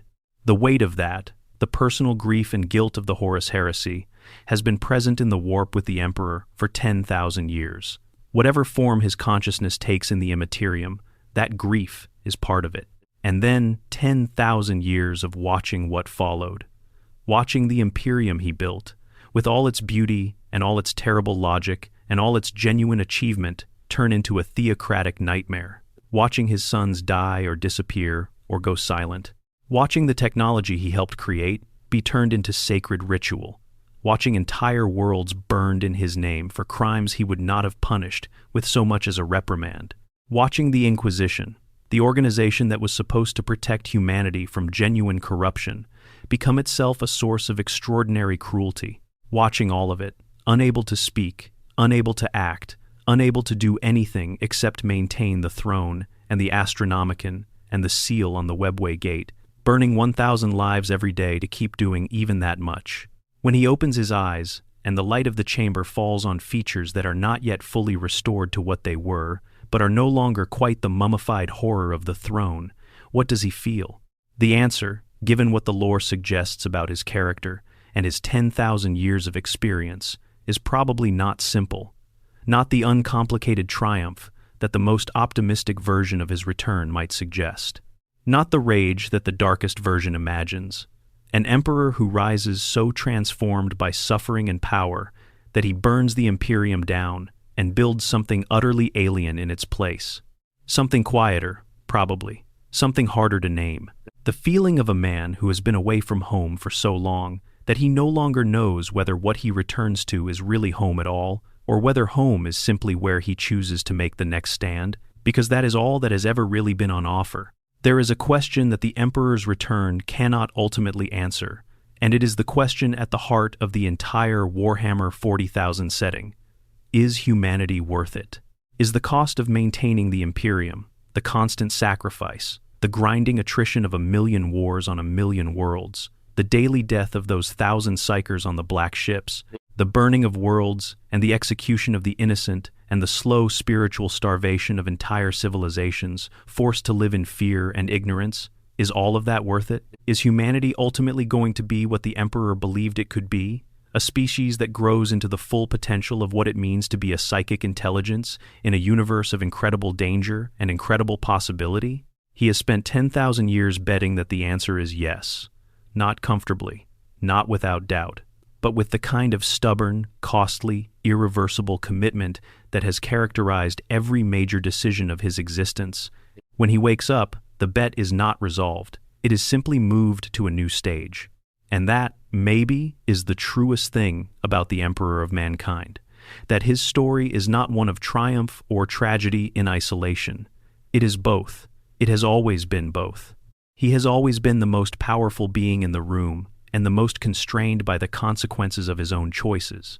He has always been the clearest-sighted strategist and the person most likely to miscalculate the emotional reality of the people he was strategizing about. He has always been the guardian of humanity and the person most complicit in the costs of that guardianship. When he wakes, all of that is still true. He is not redeemed, he is not destroyed. He is the same being he has always been, only with 10,000 more years of weight behind him, and ahead of him, the most complicated and consequential work he has ever attempted. The work of saving a civilization that has become something he never intended, from enemies he spent 10,000 years helping to hold back, with tools that have been misused and misunderstood and worn down, in a galaxy that has changed beyond anything he planned for, alongside suns he failed and people he does not know, carrying the grief of everything he lost and the hope of everything he still believes is possible. He sits on the edge of the throne. He breathes. He opens his eyes, and somewhere in the warp, the four chaos gods look at each other and understand that the long game just changed. Final thoughts. Humanity has always told stories about the return of the sacred king, the one who went away and suffered and will come back when things are at their darkest. It is one of the oldest narrative patterns in human storytelling, and it speaks to something deep in how we understand hope and history and the relationship between them. Warhammer 40,000 takes that ancient story and does something unusual with it. It does not promise a simple resolution. The Emperor's return, in every version of this scenario, does not simply fix things. It creates new problems while potentially solving old ones. It introduces possibilities while closing off others. It gives the Imperium something it has lacked for 10,000 years, genuine leadership, while also creating the most dangerous political situation in the setting's history, because the return of genuine leadership to an institution that has long since learned to function without it is not a peaceful transition. What makes this question so enduring in the 40K fandom is not the spectacle of a god rising from his throne. It is the specificity of what he would find when he did. The Imperium of the 41st Millennium is not a simple evil or a simple failure. It is a civilization trying to survive in impossible circumstances, having made desperate compromises that have accumulated over 10,000 years into something that would horrify its founder, but also having demonstrated a genuinely extraordinary resilience and a stubborn, costly, magnificent refusal to stop fighting. There is something worth saving there. There is also a great deal that needs to be torn down and rebuilt. The Emperor, if he is anything like the lore suggests, knows both of those things, and the work of holding both of them at the same time, of building something new without destroying the fragile thing that is already there, of being both the returning king and the reckoning that the Imperium has been avoiding for 10,000 years, that work is the real story. It has not been told yet. In the pages of the current canon, the Emperor has not woken, he has not risen. The Golden Throne still hums in its deep chamber, and the tech priests still pray over its failing mechanisms, and 1,000 souls are still consumed every day to keep the light burning. But the question is there. It has always been there. What if? And that is where the best lore lives. In the space between what is and what might be. In the story not yet told. In the light that is somehow, impossibly, still burning in the dark. Thank you for spending this time here. If you made it this far, you are exactly the kind of person this channel exists for.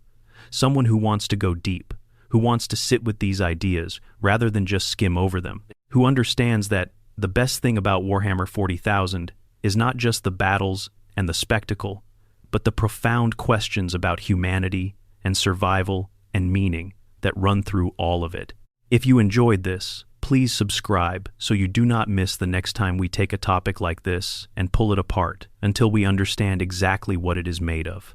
And share this with anyone you think would appreciate it, because the community that forms around this kind of content is genuinely wonderful, and more people in it is a better thing. The Emperor protects. Until next time. For the Emperor, for humanity, for the question that never dies. Extended section, the weight of 10,000 years. Expanded deep dive. The Throne Room's Keepers. Before we move past the physical reality of the Emperor's situation, it is worth spending some time in the details, because the details in Warhammer 40,000 are where the atmosphere lives, and the atmosphere of the Golden Throne's chamber is one of the most extraordinary things in the entire setting. The chamber is enormous. Not just large by human standards, but genuinely vast, a space that was designed with the explicit intention of making it clear that what happens here is beyond the ordinary scale of human affairs. The ceiling is so far above that it catches its own weather, formations of mist gathering in the upper reaches, where the temperature differential creates its own microclimate. The walls are lined with equipment so ancient that the functions of many units are no longer understood by the people maintaining them. Elaborate arrangements of cables and conduits and screens and mechanical components that have been tended through pure ritual repetition for so long that the rituals themselves have become the maintenance. The tech priests of the Adeptus Mechanicus, who work in this chamber, are among the most senior and most specialized in the galaxy. Their entire lives, generations of them, have been dedicated to understanding and maintaining the throne's systems. They speak to each other in a dialect of the lingua technis that even other Mechanicus members find difficult to parse, a vocabulary that has evolved over 10,000 years to describe phenomena that exist nowhere else. They wear their red robes with the calm certainty of people who know that what they do matters in an absolute and irreplaceable way. But they also carry something else, a very quiet, very carefully managed awareness that they are losing, that the systems they maintain are degrading faster than their interventions can compensate for, that the trajectory they are on has a destination they do not want to name aloud. The custodians who stand watch in the chamber are a different kind of presence entirely. Where the tech priests are all focused activity and constant movement, the custodians are stillness personified. They stand in their golden armor at designated positions, and they wait. They have been waiting for 10,000 years. Not the same individuals, obviously, but the role, the function, the sacred weight of keeping watch over the golden throne has been continuous and unbroken for the entirety of that time. There are custodians alive now whose fathers stood this watch, and whose grandfathers stood this watch, stretching back through a lineage of vigil that began in the immediate aftermath of the Horus heresy. They think about what they are doing. That is the thing that distinguishes the custodians from simpler guardian roles. They are not mindless automata. They were created by the Emperor himself, individually engineered to a standard far beyond ordinary space marines. And part of what makes them what they are is that they were built to think deeply about the thing they protect, to understand it, to believe in it for reasons beyond mere conditioning. Most of them have come to their own conclusions about the Emperor's state. The official position of the Adeptus Custodes is that the Emperor is present, aware, and guiding the Imperium through the Astronomicon and through subtle interventions in the warp. Many individual custodians believe something more complicated. Some believe he is genuinely aware and genuinely choosing to remain silent because the silence serves a purpose they cannot yet fully understand. Others believe he is present but diminished, his consciousness spreading so thin across the vast psychic battlefields of the warp that very little of it remains capable of attending to material concerns. A few, in their most private moments, believe that what sits on the throne is already empty of the man it once contained, that the Emperor transcended the physical form long ago, and what remains is simply a biological anchor for the psychic processes that sustain the Astronomicon. None of them say these things aloud, but they think them, and those thoughts, the thoughts of the most elite warriors in the Imperium, the ones closest to the throne and best positioned to know the truth, are a measure of how deeply uncertain the actual situation is. The black ships, 1,000 psychers every day. This is the number, repeated so often in discussions of the Golden Throne that it sometimes loses its weight through repetition. 1,000, every day, for 10,000 years. The mathematics of that, if you work it out, are staggering. 1,000 psychers per day, across 365 days a year, across 10,000 years, produces a total somewhere in excess of 3.5 billion human beings. 3.5 billion people, each of them possessing a psychic gift that in another setting, under other circumstances, might have made them a healer or a navigator or a scholar or a weapon of war, instead brought to a chamber beneath the imperial palace and sacrificed to keep a single light burning. The black ships are the vessels of the Adeptus Astra Telepathica that collect psychers from worlds across the Imperium. They come to a planet, and the planet's authorities hand over the psychers they have identified, those whose abilities have manifested and who have been marked and contained and held against the ship's arrival. The psychers are taken aboard and transported to Terra, where they are processed and evaluated. The strongest are trained and put to various uses, as astropaths, as navigators' supplements, as sanctioned battle psychers, as specialists for the Inquisition or the Space Marines. The weakest, and those who are deemed too unstable or too dangerous to train, are sent to the throne. Consider what that experience is like for the person being sent. You have had a gift, or a curse, depending on how you look at it, since sometime in childhood or adolescence. The moment it became apparent, your life changed completely, in most cases, catastrophically. You became a source of fear for the people around you. You were confined, reported, collected. You have been transported across space in conditions that are not exactly comfortable, in the company of other psychers equally frightened and confused, guarded by people who are trained to treat you as a dangerous hazard until proven otherwise. And then you arrive at Terra, humanity's holiest world, and instead of the answers you might have hoped for, you are told that you have been selected for the highest honor. You will give your life to sustain the Emperor.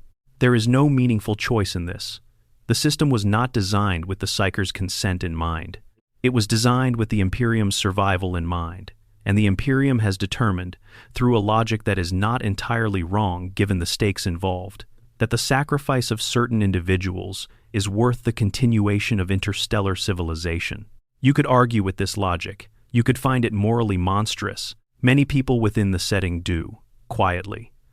But you cannot deny that it has a kind of brutal internal consistency. The people who give their lives at the throne generally do so with varying degrees of awareness of what they are giving them for. The most aware, those who have had some time and some education, and who understand what the Astronomicon actually is and what it actually does, often go willingly. Not happily, but willingly. There is something in the human capacity for self-sacrifice that can rise to even this occasion, given enough context and enough time to make peace with what is coming. Others never understand it at all. They simply stop. An emperor who wakes would face the immediate question of whether this continues.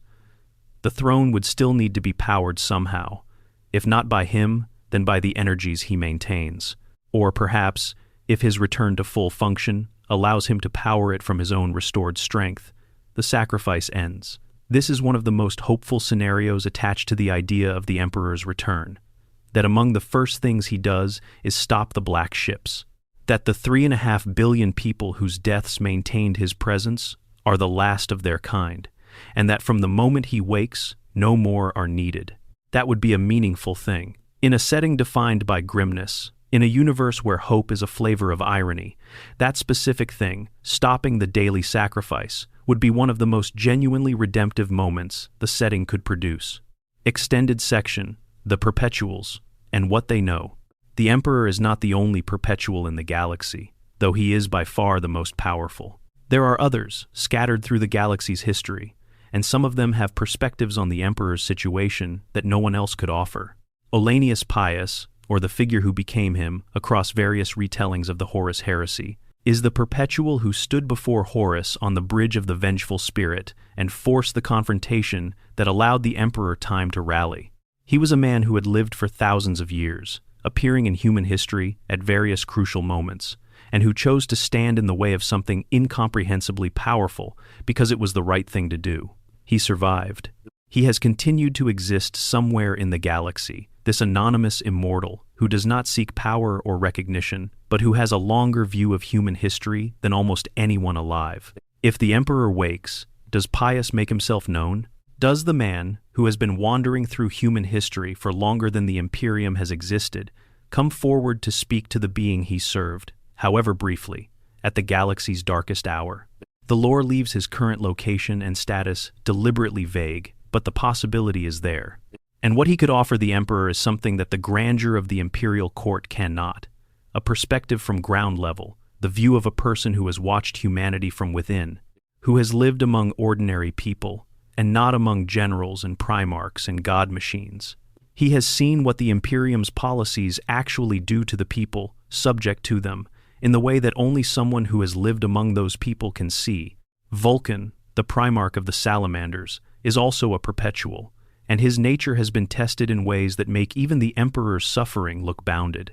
He was killed, repeatedly, in various terrible ways, during the events of the Horus Heresy and in the subsequent millennia, and each time he came back, his perpetual nature was weaponized against him in a very specific way. His captors discovered that the trauma of death and return, repeated over a long enough period, could drive even a perpetual mind toward a breakdown of coherence. He endured it. He came through. It changed, but not broken. And what he carries from that experience is a quality of empathy and patience that even his brothers recognize as extraordinary. When Vulcan and the Emperor meet after the return, if Vulcan is still active in the timeline, the conversation would be between the Creator and the creation, who has most understood something the Creator failed to fully grasp: that the ability to return from suffering is not the same thing as the immunity to its effects. The Emperor built himself a civilization that he expected to be able to correct if it went wrong. He did not plan adequately for a situation in which he could not correct it, in which the capacity to return was maintained, but the ability to act was removed for 10,000 years. Vulcan knows something about what that kind of helplessness costs. Their conversation would not be simple. There are also, according to some lore, the Sensei, the biological children of the Emperor, scattered across humanity's history, all of them male, all of them psychic blanks, none of them aging, none of them aware of who their father truly is.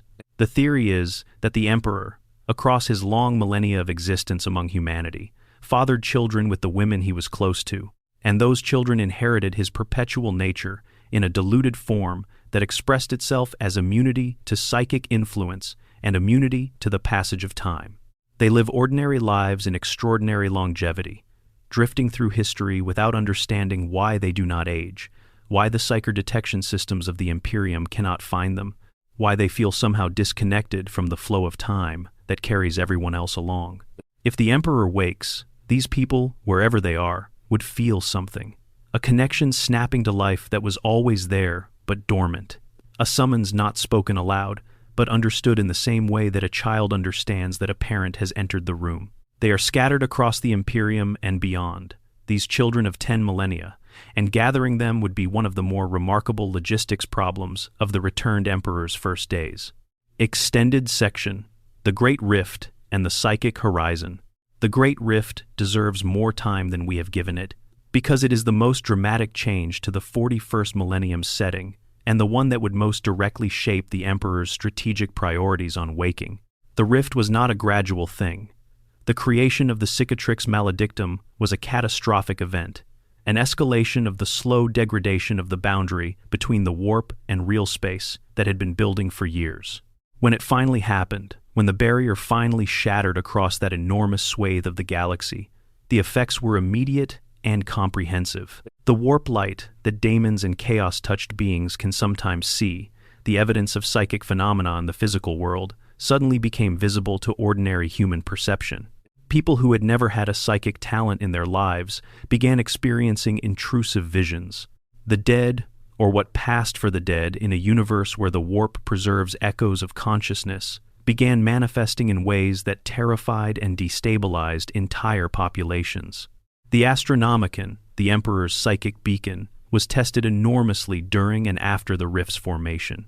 During the Noctis Aeterna, the period of darkness immediately following the rift's opening, the Astronomicon was obscured or blocked in much of the galaxy. Ships lost their way, entire fleets vanished. Worlds that were accustomed to receiving supply ships went months and then years without contact, facing the terrible realization that they might be on their own indefinitely. This is the condition of the galaxy into which the Emperor would wake. Not the organized darkness of a galaxy under assault from outside forces, but the chaotic darkness of a galaxy that has been wounded in its own structure, in the fundamental physics of warp-real space interaction. The rift is not an enemy that can be defeated. It is not a force that can be negotiated with or driven back by military strength in the conventional sense. It is a condition of reality, a persistent and ongoing catastrophe that requires psychic solutions rather than military ones. The Emperor is uniquely positioned to address this. His command over his own psychic presence in the warp, the presence that has been sustaining the Astronomicon and holding the gate beneath the palace and doing 100 other things simultaneously for 10,000 years, is unlike anything else that exists in the galaxy. He does not use psychic power the way a human psyker uses it. He does not draw from the warp and channel it. He exists in a relationship with the warp that is more like the warp existing in relationship with him, the currents flowing around his presence rather than through it, shaped by his will in the way that water is shaped by the landscape it flows across. Closing the rift, or even significantly reducing its width, would require sustained effort over a long period. It would probably not happen in months. It might take years or decades. But an emperor actively working on it, an emperor who has 10,000 years of experience fighting in the warp, who has grown stronger in the Imperium during that period, who no longer needs all of his attention on maintaining the throne because he is no longer on it, could make progress in ways that nothing currently in the Imperium's arsenal can. During this process, the military situation would need to be maintained by everyone else. Guilliman would be responsible for the defensive lines. The remaining loyal Primarchs would be deployed as the most powerful military assets available. The vast armies of the Astra Militarum would be fighting the conventional battles that define the Imperium's outer conflicts, the billions of ordinary men and women in flak armor and boots who have always been the real backbone of humanity's survival. And the Emperor, rather than leading armies in the field as he did during the Great Crusade, would be doing the work that no one else can do, sitting in the warp or moving through it, systematically addressing the metaphysical infrastructure of the galaxy's stability, hunting the specific daemonic entities whose presence feeds the rift, strengthening the psychic barriers that keep real space and the immaterium separate in the regions where those barriers have grown thin, teaching, eventually, the techniques that would allow other powerful psychers to contribute to this work. It is less dramatic than leading a charge. It does not make for the kind of triumphant visual that stories of this kind traditionally rely on, but it is the actual work that needs doing, and it is the kind of work that only the Emperor can do. That gap between the narrative expectation of a returning king and the actual strategic necessity would itself be a source of tension. The Imperium's military culture expects leadership to be personal and present and visible, to stand at the front of the line. The Emperor leading humanity's psychic defense from somewhere inside the warp, inaccessible and only intermittently in direct contact with his generals, would feel to many people uncomfortably similar to the Emperor sitting on the Golden Throne. The symbol of his return, which was supposed to change everything, might in practice change less about daily life than people had hoped, because the work he needs to do is not work that anyone can watch being done. This would create pressure on Guilliman to produce visible victories, pressure on the Primarchs to demonstrate that the return of the Emperor has made a material difference, pressure on the institutions to show that the transition from the old order to whatever is coming next is something other than the chaos it currently resembles. And, in the Imperium, where pressure has historically been resolved through violence, some of that pressure would find violent outlets. Extended section: the voices of the Chaos Gods. We have discussed how the Chaos Gods would react. Let us go deeper.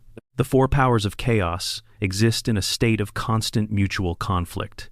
They cooperate only when the threat to their shared interests, the continuation of the material universe as a source of the psychic energy that sustains them, is great enough to override their individual agendas. The Horus heresy was one of those moments. All four gods set aside their differences long enough to channel their combined power through Horus and come as close as they ever have to destroying the Emperor completely. They failed, but they succeeded in removing him from active participation in the material world, which was the next best outcome from their perspective. The Emperor's return would be another such moment, potentially. Whether they could achieve the level of cooperation that the heresy required is questionable. 10,000 years of the Great Game have embedded certain habits of conflict between them. But the prospect of the Emperor fully recovering his power and turning his attention systematically to the problem of the Chaos Gods is not one that any of them can ignore. Tzeentch's response is the most interesting to think about, because Tzeentch is defined by the love of change and the simultaneous impossibility of allowing any single plan to succeed completely. A universe in which the Emperor fully wins, in which chaos is contained or destroyed, is a universe in which nothing changes anymore, in which the constant flux that is Tzeentch's lifeblood freezes into stasis. But a universe in which chaos wins entirely is equally problematic, because it ends the material universe, and with it, the mortal beings whose hopes and ambitions and desperate striving for change is the food that Siench feeds on. What Siench wants is the game to continue, for there always to be plans and counterplans, moves and countermoves, a perpetual dance of strategy and deception that never resolves into final victory for anyone. The Emperor's return disrupts this desired equilibrium, not by promising a decisive victory, but by changing the parameters of the game in ways that Siench cannot fully calculate. And for the architect of fate, who has been orchestrating human history for longer than the Imperium has existed, the prospect of a variable that resists prediction is genuinely novel. Khorne's response is, as always, simpler. The Blood God does not strategize, he escalates. The Emperor's waking is a challenge, and challenges are answered with bloodshed. Every army under Khorne's influence would be directed toward maximum destruction of anything connected to the Emperor or the Imperium, not as a coordinated campaign, but as the expression of a single, overwhelming imperative: kill. The devastation this would cause, the sheer volume of blood spilled across countless worlds, would itself feed back into Khorne's power, creating a cycle of violence that would be the most immediate military consequence of the Emperor's return. Nurgle's reaction is perhaps the most quietly threatening. The Plague God works on timescales that make even the 10,000-year internment of the Emperor look brief. Nurgle's gifts spread slowly, through populations and ecosystems and the fabric of worlds, and the current moment offers him extraordinary opportunities. The stress and disruption of the Great Rift, the political chaos of the Emperor's return, the social fractures among the Imperium's population, all of these create conditions that Nurgle's influence thrives in. Despair is the most fertile soil for Nurgle's gifts, and a population that has been told their god has returned but is still watching their world burn and their children die has a very specific kind of despair. Not the exhausted resignation of people who have given up, but the acute anguish of people who were promised something and are not receiving it. Slaanesch's interest is in the Emperor's psychic nature. The Prince of Chaos is particularly concerned with the Emperor's perpetual nature and the possibility that his waking could signal the beginning of a transformation that might ultimately produce a true rival to Slaanesch's dominion over sensation and excess. The Emperor in the Warp represents a concentration of psychic energy that Slaanesh finds both appetizing and threatening, the way a predator might regard a particularly large and dangerous potential prey. The key vulnerability that Slaanesh would probe is the emotional dimension of the Emperor's return. The grief and the guilt and the complex emotional weight of 10,000 years, because Slaanesh is always looking for the feeling that overwhelms reason, the sensation so powerful it becomes consuming. The daemons that serve these four gods would be deployed in patterns reflecting their patron strategy, and the result would be a galaxy simultaneously under assault from four different directions by forces that are not cooperating but are not exactly competing either, all of them focused on the same general problem of an emperor who is no longer safely contained and silent. Extended section: the Mechanicus and the Omnissiah. The Adeptus Mechanicus has maintained the Golden Throne for 10,000 years. They have developed their entire institutional relationship with the Emperor around this specific function, and they have layered on top of that function an elaborate theological framework that identifies the Emperor as the Omnissiah, the physical embodiment of the machine god, the source and guardian of all technological knowledge. This theology is not simple fabrication. It has genuine roots. The Emperor did indeed claim some connection to the Adeptus Mechanicus's theology when he negotiated the Treaty of Mars that brought the Mechanicum into the Imperium. He planted seeds that became the Omnissiah belief deliberately, using it as a diplomatic tool to secure their cooperation. He understood the Mechanicum's psychology well enough to know what kind of hook would hold them, and the Omnissiah concept was that hook. Whether he intended the theology to grow to the scale it has reached over 10,000 years is debatable.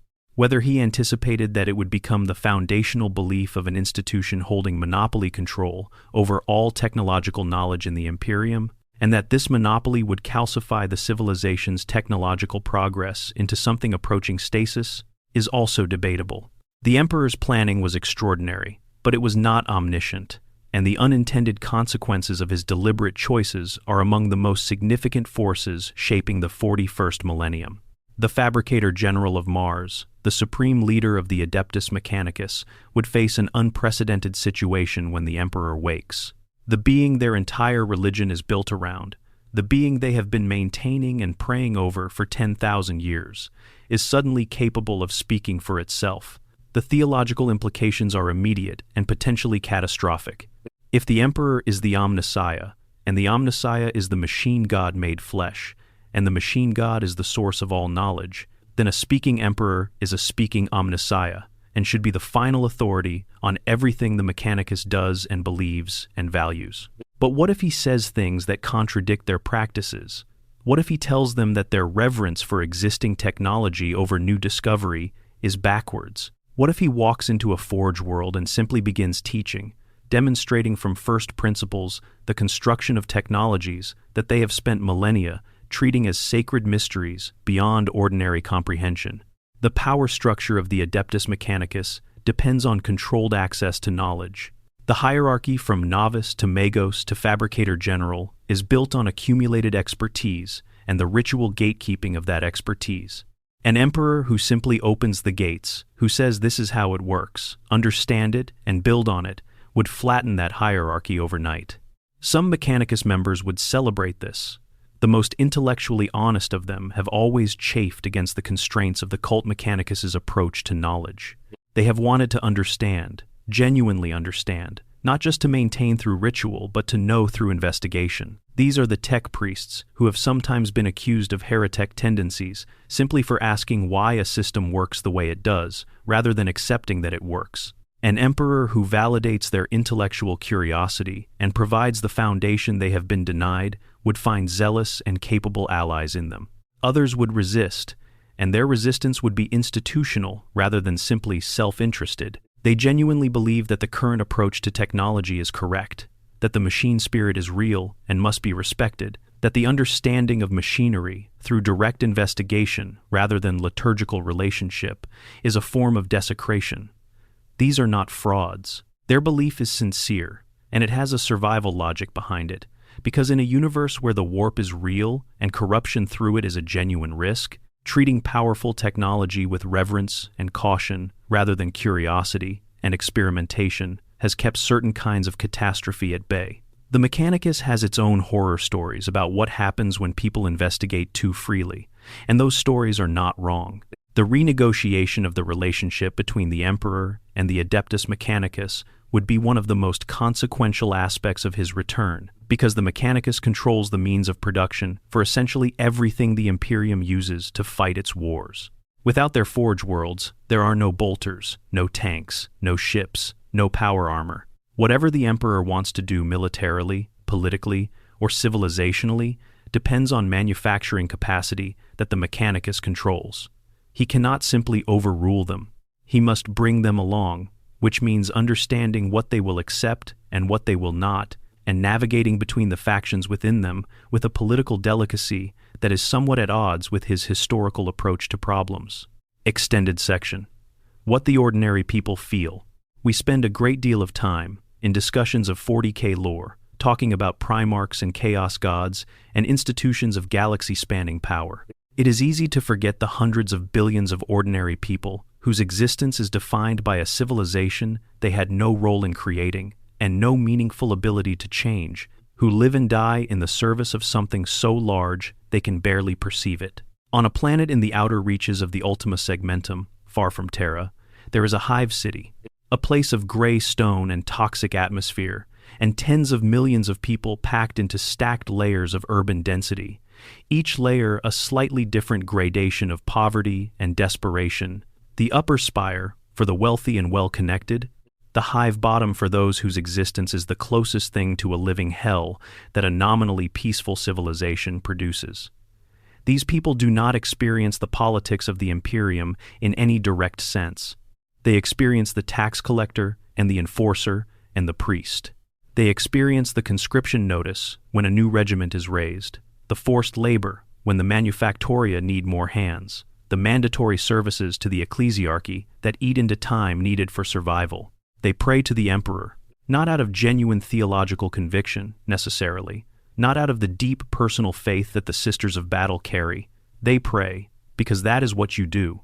Because there is a shrine on every street corner, and a priest in every factorum, and a saint's day of obligation every week, and the social cost of not appearing to participate in the faith is higher than the cost of participation.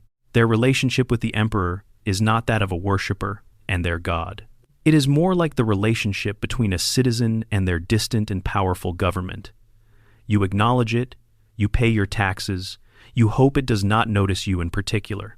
When the news comes, and news in the 41st millennium travels in fits and starts, sometimes fast and sometimes agonizingly slow, when the rumor spreads from the administratum offices, down through the social layers, to the street corners and the manufactoria and the hive bottom, that the emperor has woken, the response is not the triumphant celebration that the theology might suggest.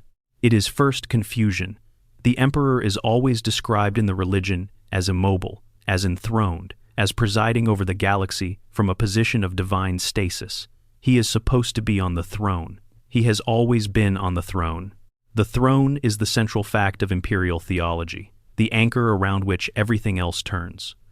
An emperor who is no longer on the throne is not, immediately, a cause for celebration. It is a cause for the very specific anxiety that comes when something you have been told is permanently or fundamentally true turns out to not be true.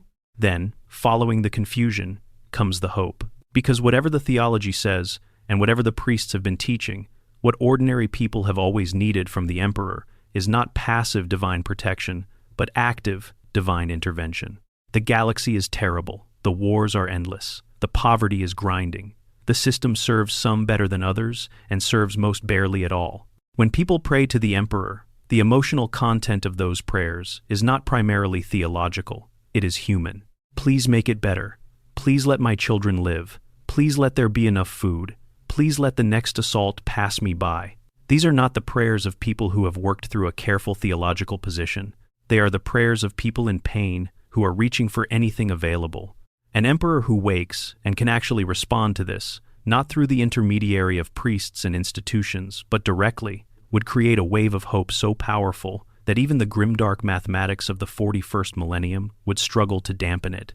The poor and the desperate and the ground down would reach toward him with everything they have, and what he does with that, how he responds to the weight of that hope, would define what his return actually means for the civilization he is supposedly coming back to save. There is a version of the emperor's return that is deeply disappointing, in which he wakes and immediately becomes absorbed in the grand strategic problems of the galaxy, in closing the rift and confronting the chaos gods and reforming the institutions, and in the process remains exactly as distant and inaccessible to ordinary people as he was on the throne. The prayers of the hive city go unanswered, just as they always did, because the being they are directed at is busy fighting metaphysical battles in the warp that the person sending the prayer cannot see or understand. And there is a version that is more interesting and more hopeful, in which the emperor's return changes the system not through imperial mandate from the top down, but through the simple fact that he can be asked directly by anyone willing to seek him out, and he gives genuine answers, in which the chain of spiritual authority from the emperor to the ecclesiarchy, to the local priest, to the ordinary citizen, is short-circuited by an emperor who can simply speak, and what he says to a common citizen is not the thunderous divine pronouncement of theology, but something more human, something that acknowledges the weight that ordinary people carry in this universe and offers not just commands, but reasons. That emperor, the one who looks at the hive city and sees not a strategic resource, but a community of people who deserve more than what they have been given, would be different from the emperor of the Great Crusade. Whether that difference is something that 10,000 years in the warp produced, or whether it was always there underneath the strategic coldness, is perhaps the most interesting question of all. A final extended reflection. The story that changes everything. Every long-running fictional universe has a question at its heart that it can never fully answer, because answering it would end the story. For Warhammer 40,000, that question is this one. The Emperor's status, his potential waking, his possible return to active leadership, is the hinge on which the entire setting turns. Every campaign, every battle, every novel, every codex story, exists in relationship to that question even when it is not directly asked. Games Workshop has been remarkably careful about not answering it. The setting has moved forward in significant ways since the introduction of the Dark Imperium and the return of Guilliman and the Great Rift. But the Emperor himself remains on the throne, silent and motionless, the one fixed point that everything else orbits. Moving him would change the orbital dynamics of everything. That is the meta reason why it has not happened. And it is a legitimate reason. The Emperor's absence is load-bearing. Remove it and you have a different setting, one in which the hopeful thing happened, in which the darkness was answered, in which the question was resolved.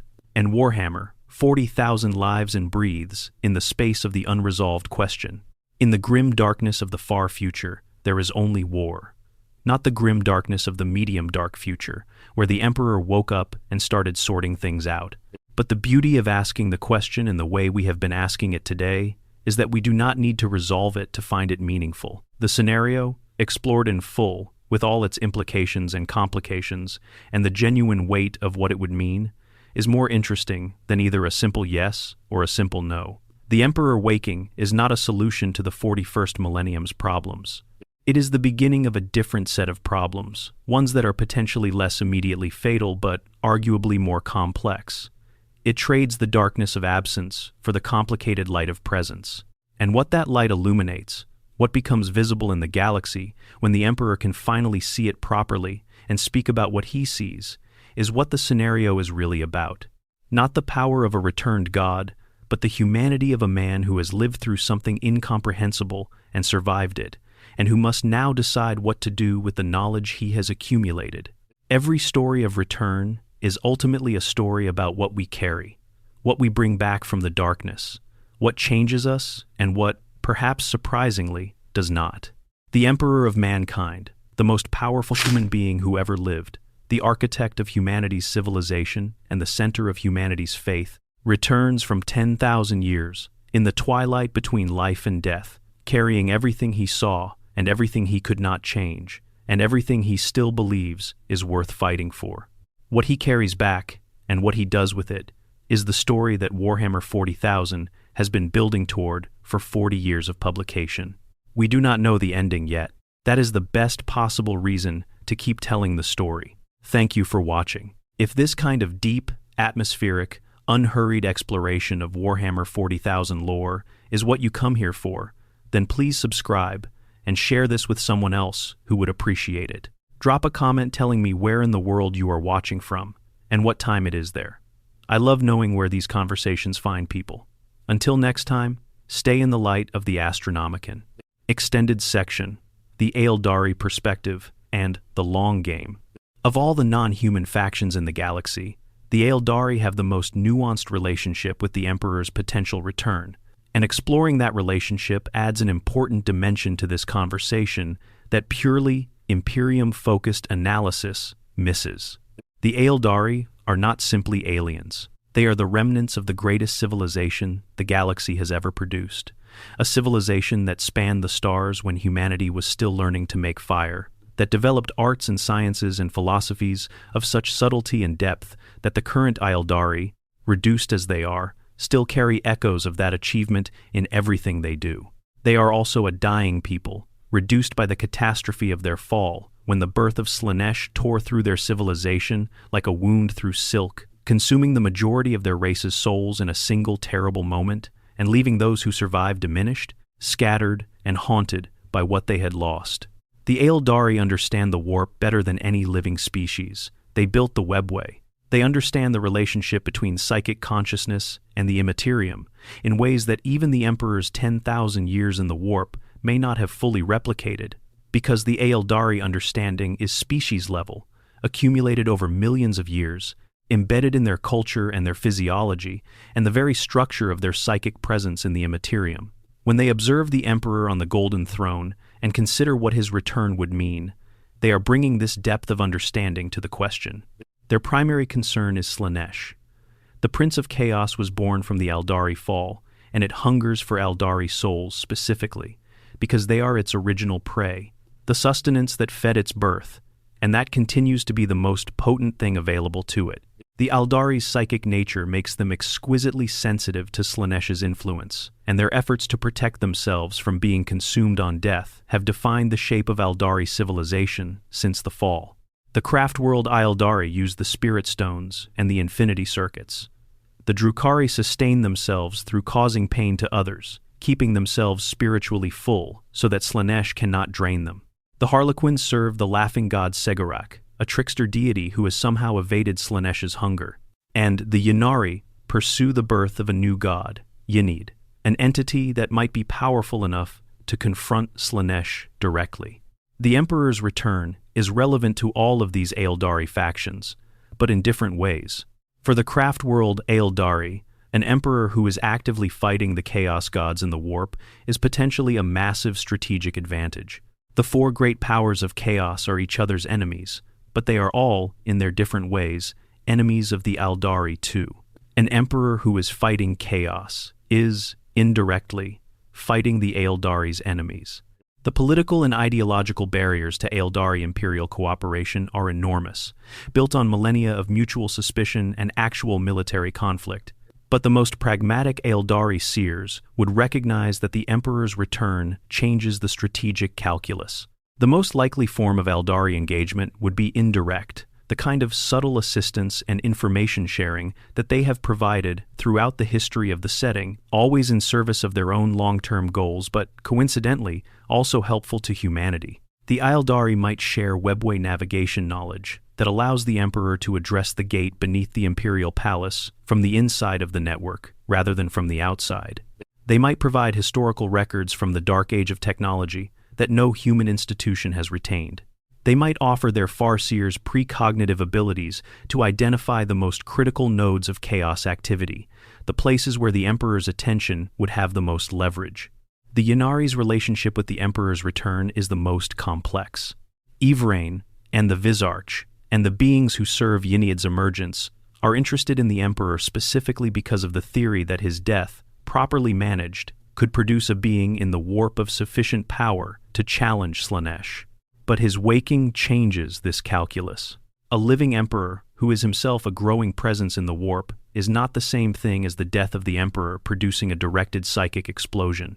The Ynnari would need to reconsider their strategies around this new development. The Harlequins serve a god who is defined by survival through chaos, by the maintenance of stories and myths and the infinite creativity of the trickster figure. Their relationship with the Emperor's return would be filtered through the lens of the laughing god's interests, which do not align simply with any mortal faction's goals, but which do generally favor the continuation of the story over its ending. The Harlequins might appear in the most unexpected places, delivering information or creating distractions or staging theatrical interventions that make no immediate sense but which serve some larger narrative purpose only Segarosh fully understands. The Drukhari, the Dark Eldar of Kamara, have the most self-interested perspective. Their civilization runs on pain, specifically on the pain of others, and an emperor who rallies the Imperium and begins winning wars is an emperor who is potentially reducing the supply of easily captured prey that the Drukhari depend on. A stronger Imperium is a harder target, and harder targets mean either more dangerous raids or less sustaining results from the raids that are attempted. The Drukhari response would be to increase pressure rather than to adjust strategy, doubling down on the raids and the slave-taking and the casual cruelty that defines their existence, precisely because the window of maximum vulnerability for the Imperium might be shorter than it once appeared. Understanding these Ealdari perspectives matters for anyone trying to fully grasp what the Emperor's return would look like, because the galaxy is not a two-sided contest. It is a complex of factions with overlapping and contradictory interests, and the Emperor's return does not simplify that complexity. It adds another major variable to an already extraordinarily complicated equation, and the effects ripple outward through every faction's calculations in ways that are not always immediately obvious. Extended section. The question of what the Emperor would say first. We have spent a great deal of time on structural and political and military implications. Let us end with something more intimate. If the Emperor opened his eyes and could speak, if the first words to leave that ancient throat in 10,000 years could be heard by the people present in the chamber, What would he actually say? This is pure speculation, as it must be. The Emperor's interior life is one of the great mysteries of the setting, deliberately preserved as such by Games Workshop and the Black Library authors who have worked in this space for decades. But we can make educated guesses based on what the lore tells us about his character, his history, and the specific experience of what he has endured. He might ask about the Webway Gate first. The practical, strategic mind would want to know the status of the primary tactical problem before anything else. Is the gate stable? What are the current breach levels? What containment measures are in place? This is the kind of opening that would simultaneously frustrate and reassure the people around him, because it is so recognizably him, so exactly the kind of question the Emperor of the Great Crusade would have asked, that it would confirm they are dealing with the genuine article and not a warp-spawned imitation. He might ask for Guilliman, his most able surviving son, the one who has been managing the catastrophe of the current era with more grace than anyone could have expected. If the Emperor knows anything of what has happened in his absence, and the lore suggests he might, then Guilliman's extraordinary effort in rebuilding the Imperium after the Great Rift would be something he is aware of. The first name he asks for might tell us a great deal about what he already knows and values. He might ask, very quietly, how many? How many souls were sacrificed today? How many yesterday? How many in the last year? And when told the numbers, how he receives that information, whether it visibly lands on him or whether it goes into that deep and private register where the Emperor processes the costs of his existence, would be one of the most revealing moments of the entire event. Or he might say nothing at all, at first. He might simply open his eyes and look at the chamber that has been his world for 10,000 years, and the faces of the people who kept him alive in it, and the golden armor of the custodians who have stood their vigil, and the red robes of the tech priests who have maintained his systems with a devotion that is not so different from the faith of the people who pray to him. He might look at all of it for a long time before he says anything, because the first thing he needs after 10,000 years of existence as a psychic presence is simply to be in his body again, to see with eyes, to feel with hands, to be, in the most basic possible sense, present. And in that moment of simply being present, before the politics and the strategy and the enormous weight of what comes next, there might be something that registers on that ancient face that is not triumph, and is not grief, and is not anger, and is not relief, but is some combination of all of those things that does not have a word in any language humans currently speak. Because he is back, in all the terrible complexity of what that means, in all the opportunity and the cost and the responsibility and the grief. He is back. The Emperor of mankind, the most powerful human being who ever lived, the man who spent 48,000 years trying to save a species that keeps finding new ways to be in danger, has opened his eyes in the chamber beneath the mountain on the planet that was once called Earth. And the first breath he takes is different from all the machine-assisted breaths that preceded it, because this one comes from him, from a will that has survived 10,000 years of impossible suffering without forgetting what it was fighting for. That will is what makes him the Emperor, not the power, not the psychic might, not the perpetual nature that refuses to let him die. The will, the refusal to surrender what matters, the stubborn, ancient, deeply human conviction that humanity is worth the price being paid for its survival. That conviction just woke up, and the galaxy, whether it wants to or not, is going to have to deal with it. Extended section. The silence that precedes thunder.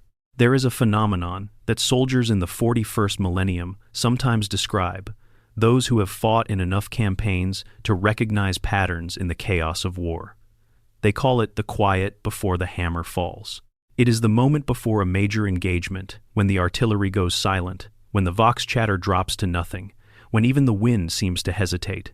The soldiers who have survived long enough to know what that silence means do not find it comforting. They find it the most frightening thing in the sequence, because it means that something enormous is about to happen, and they are standing exactly where they should not be standing. The 10,000 years of the Emperor's silence on the Golden Throne have been that kind of quiet. Not a peaceful quiet, not the quiet of a problem solved, the quiet of a system holding, of a barrier maintained, of an enormous and terrible pressure contained by something that is straining to contain it. Every generation of imperial servants has been born into that quiet and has understood, at whatever level of awareness their position allowed, that it is not permanent. That somewhere beneath the hum of the life support systems and the prayers of the faithful and the endless bureaucratic machinery of the Imperium, there is a tension that has been building for 10,000 years. The Emperor himself, in the state the lore describes, has been both the source of that quiet and its prisoner. He maintains the silence, because the silence is necessary, because what would happen if the containment failed is too terrible to allow, and because he has spent 10,000 years learning the terrible discipline of an existence reduced to its absolute minimum, focused on the task and nothing else. But disciplines learned under extreme necessity leave their marks. The emperor who wakes is not the emperor who was placed on the throne. 10,000 years of psychic warfare in the Imperium, 10,000 years of fighting the chaos gods on their own ground with whatever remained of his strength after the fight with Horus, 10,000 years of watching his Imperium and being unable to speak to it. These experiences have changed him, not destroyed him, not corrupted him, but changed him in the way that immense experience changes any sufficiently deep consciousness, adding layers of understanding and patience and a very specific kind of weariness that is not defeat, but is the knowledge of how much it costs to keep going. The philosophers of ancient old Earth had a concept called the dark night of the soul, a period of profound spiritual desolation, in which the practitioner of faith experiences the total absence of the comfort their faith once provided, in which they must choose whether to continue in the absence of consolation, sustained by nothing but the will to continue. The tradition held that those who endured this experience and came through it were transformed, that the faith they emerged with was different in quality from the faith they entered with, stripped of easy comfort and false certainty, but made somehow more real, more honest, more resistant to the tests that life applies to belief. 10,000 years on the Golden Throne has been that and more. The emperor who emerges is not a man whose faith in humanity was never tested. He is a man whose faith was tested by 10,000 years of watching humanity at its worst, in conditions of maximum suffering and isolation, and who is choosing to continue anyway. That choice, made again every single day for 10 millennia, is worth something. It is worth something very specific and very significant. It means that what the emperor believes about humanity, when he finally has the chance to act on those beliefs, is not naive. It is not the optimism of someone who has not seen the worst. It is the difficult, costly, earned conclusion of a being who has seen everything and still thinks it is worth fighting for. That kind of conviction, when it finally gets to move, when it finally has the freedom to act, is different from any other kind. It is the kind that does not give up, not because giving up is unthinkable, but because it has been thought through very carefully for a very long time and rejected. The silence before the thunder is ending. The emperor's eyes are opening. And what comes next is going to be, in the fullest sense of the word, extraordinary. Thank you for being here for this exploration. Whatever you take away from this, whatever questions it raises or ideas it sparks, know that this is exactly what this space is for. These deep dives into the lore of Warhammer 40,000, taken slowly and seriously, given the weight they deserve, the universe of the 41st Millennium rewards that kind of attention. There is always more beneath the surface, always another layer, always another connection to find between the surface-level spectacle and the profound questions about humanity and power and survival and meaning that run underneath everything. If you have not subscribed yet, and this is the kind of content you have been looking for, please do so. And wherever you are watching from, whatever time it is there, whatever your day looks like on the other side of the screen, thank you, genuinely, for your time and your attention and your willingness to sit in the quiet and think about a fictional universe that is, as all good fiction is, really about this one, for the Emperor, and for humanity, which in the end is the same thing. Addendum, the logistical nightmare, and the human cost of transition. There is one more dimension to the Emperor's return that deserves attention before we conclude, and it is the most unglamorous one. It is the question of what actually happens to the infrastructure of the Imperium in the weeks and months immediately following the waking, before any of the grand strategies can be implemented. In the grinding, practical reality of a civilization that has to keep functioning while the most fundamental assumption it was built on has just changed. The administratum, the vast bureaucratic body that handles the day-to-day governance of the Imperium, runs on processes that have been codified over 10,000 years. Every form, every tax schedule, every conscription protocol, every shipping lane manifest, every world's tithe calculation is built on the assumption that the emperor is on the throne, not actively directing these processes, because he obviously has not been doing that for 10,000 years, but existing as the ultimate authority that legitimizes the entire structure. Every order issued in the name of the emperor is legitimate because the emperor is there, on the throne, and the throne's existence gives that legitimacy a physical anchor. When the emperor leaves the throne, even to heal, even to prepare for his return to activity, the administrative system has a crisis of legitimacy. Who now speaks in his name? Guilliman has been doing so, but under the specific authority of the regency he was granted. The High Lords have been doing so, but their authority derives from the assumption that they speak in the emperor's absence. Now the emperor is no longer absent. He is present. He is presumably capable, or will be capable, of issuing his own orders. Does every order that has been issued in his name during the transition remain valid? Does the administratum require new documentation for every transaction, or do existing frameworks carry over? These are not small questions. The administratum handles logistics for 1,000,000 worlds.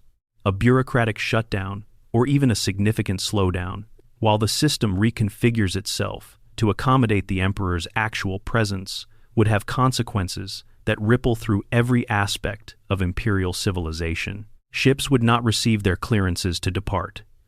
Tithe shipments would be held up while their authorization was re-verified.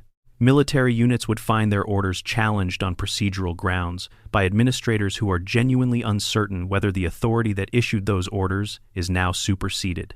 The practical answer is probably that Guilliman would handle this, because Guilliman has shown an extraordinary ability to identify and solve exactly these kinds of systemic problems.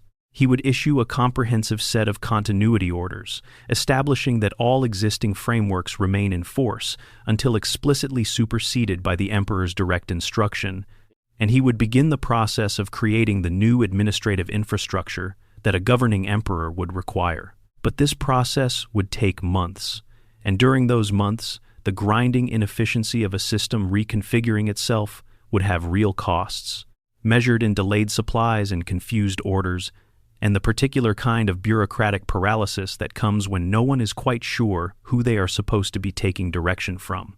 The military equivalent of this problem is perhaps even more acute. The Space Marine chapters are organized according to doctrines that have their own established chains of command. The Astra Militarum operates under a hierarchy that extends from the Lord Commander Militant through the army groups to the individual regiment commanders.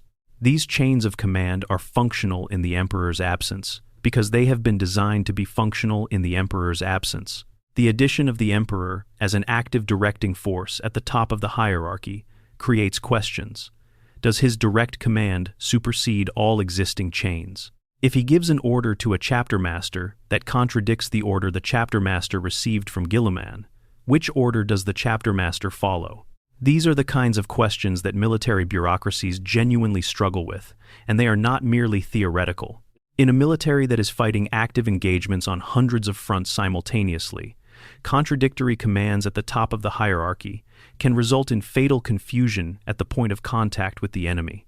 The Emperor would need to establish, very quickly and very clearly, how his authority integrates with the existing structures, rather than simply overriding them without replacement. His answer to this problem would reveal a great deal about whether he has learned from the mistakes of the Great Crusade, where his preference for managing through proxies and keeping his own counsel created exactly the kind of information gaps that chaos exploited. A wiser emperor would establish clear communication protocols, would work with Guilliman to create an integrated command structure that draws on both the existing framework and his own direct authority, and would be willing to explain his reasoning rather than simply issuing directives and expecting compliance. A less flexible emperor would overrule existing structures in ways that created confusion, would expect the system to adapt to his presence rather than adapting his presence to the system, and would find himself surrounded by technically loyal servants who are all uncertain what they are supposed to be doing and too intimidated to ask for clarification. The first version produces a functional transition. The second produces chaos that the Imperium's enemies would be very quick to exploit. Which version it is depends on the 10,000 years and what they did to him, on whether the suffering and the observation and the long, slow accumulation of understanding produced an emperor capable of the kind of systemic thinking that the situation requires, or whether the fundamental personality traits that made him brilliant, but also sometimes catastrophically wrong, are unchanged. We do not know the answer. The lore has not given it to us, because the lore has not yet taken us to that moment. But the question is worth asking, because the return of a king is never the end of the story. It is always the beginning of a different, harder chapter. The fighting to get back is less difficult than the work of figuring out what to do now that you are back. The throne reclaimed is not the same as the kingdom restored, and a man who has been absent for 10,000 years, however extraordinary his reasons and however genuine his love for what he is returning to, has a great deal to learn about the world he finds. The Emperor of Mankind is the most powerful human being who has ever existed. He is also a man who made serious mistakes, who had serious blind spots, who failed his children in ways that contributed to the greatest catastrophe in human history. Both things are true. They have always both been true. And the question of what his return means depends not just on his power, but on his wisdom. And wisdom is the thing that even the greatest minds must accumulate through failure, not just through achievement. 10,000 years of failure, watched from the inside. 10,000 years of seeing exactly what went wrong, and exactly why, and exactly what it cost. If that experience produced wisdom, then what wakes on Terra is something extraordinary and something genuinely hopeful. If it produced only bitterness and pain, then the power that wakes is dangerous in ways that would be impossible to safely contain.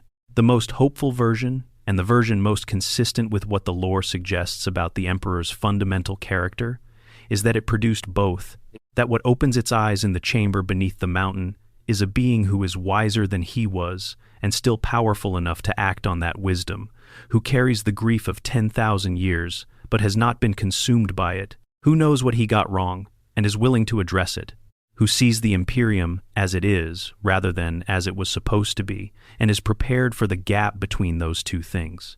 That emperor, the one shaped by the long suffering rather than simply enduring it, is the one worth waiting for.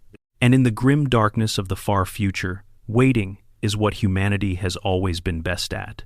Project content. Warhammer. Created by you.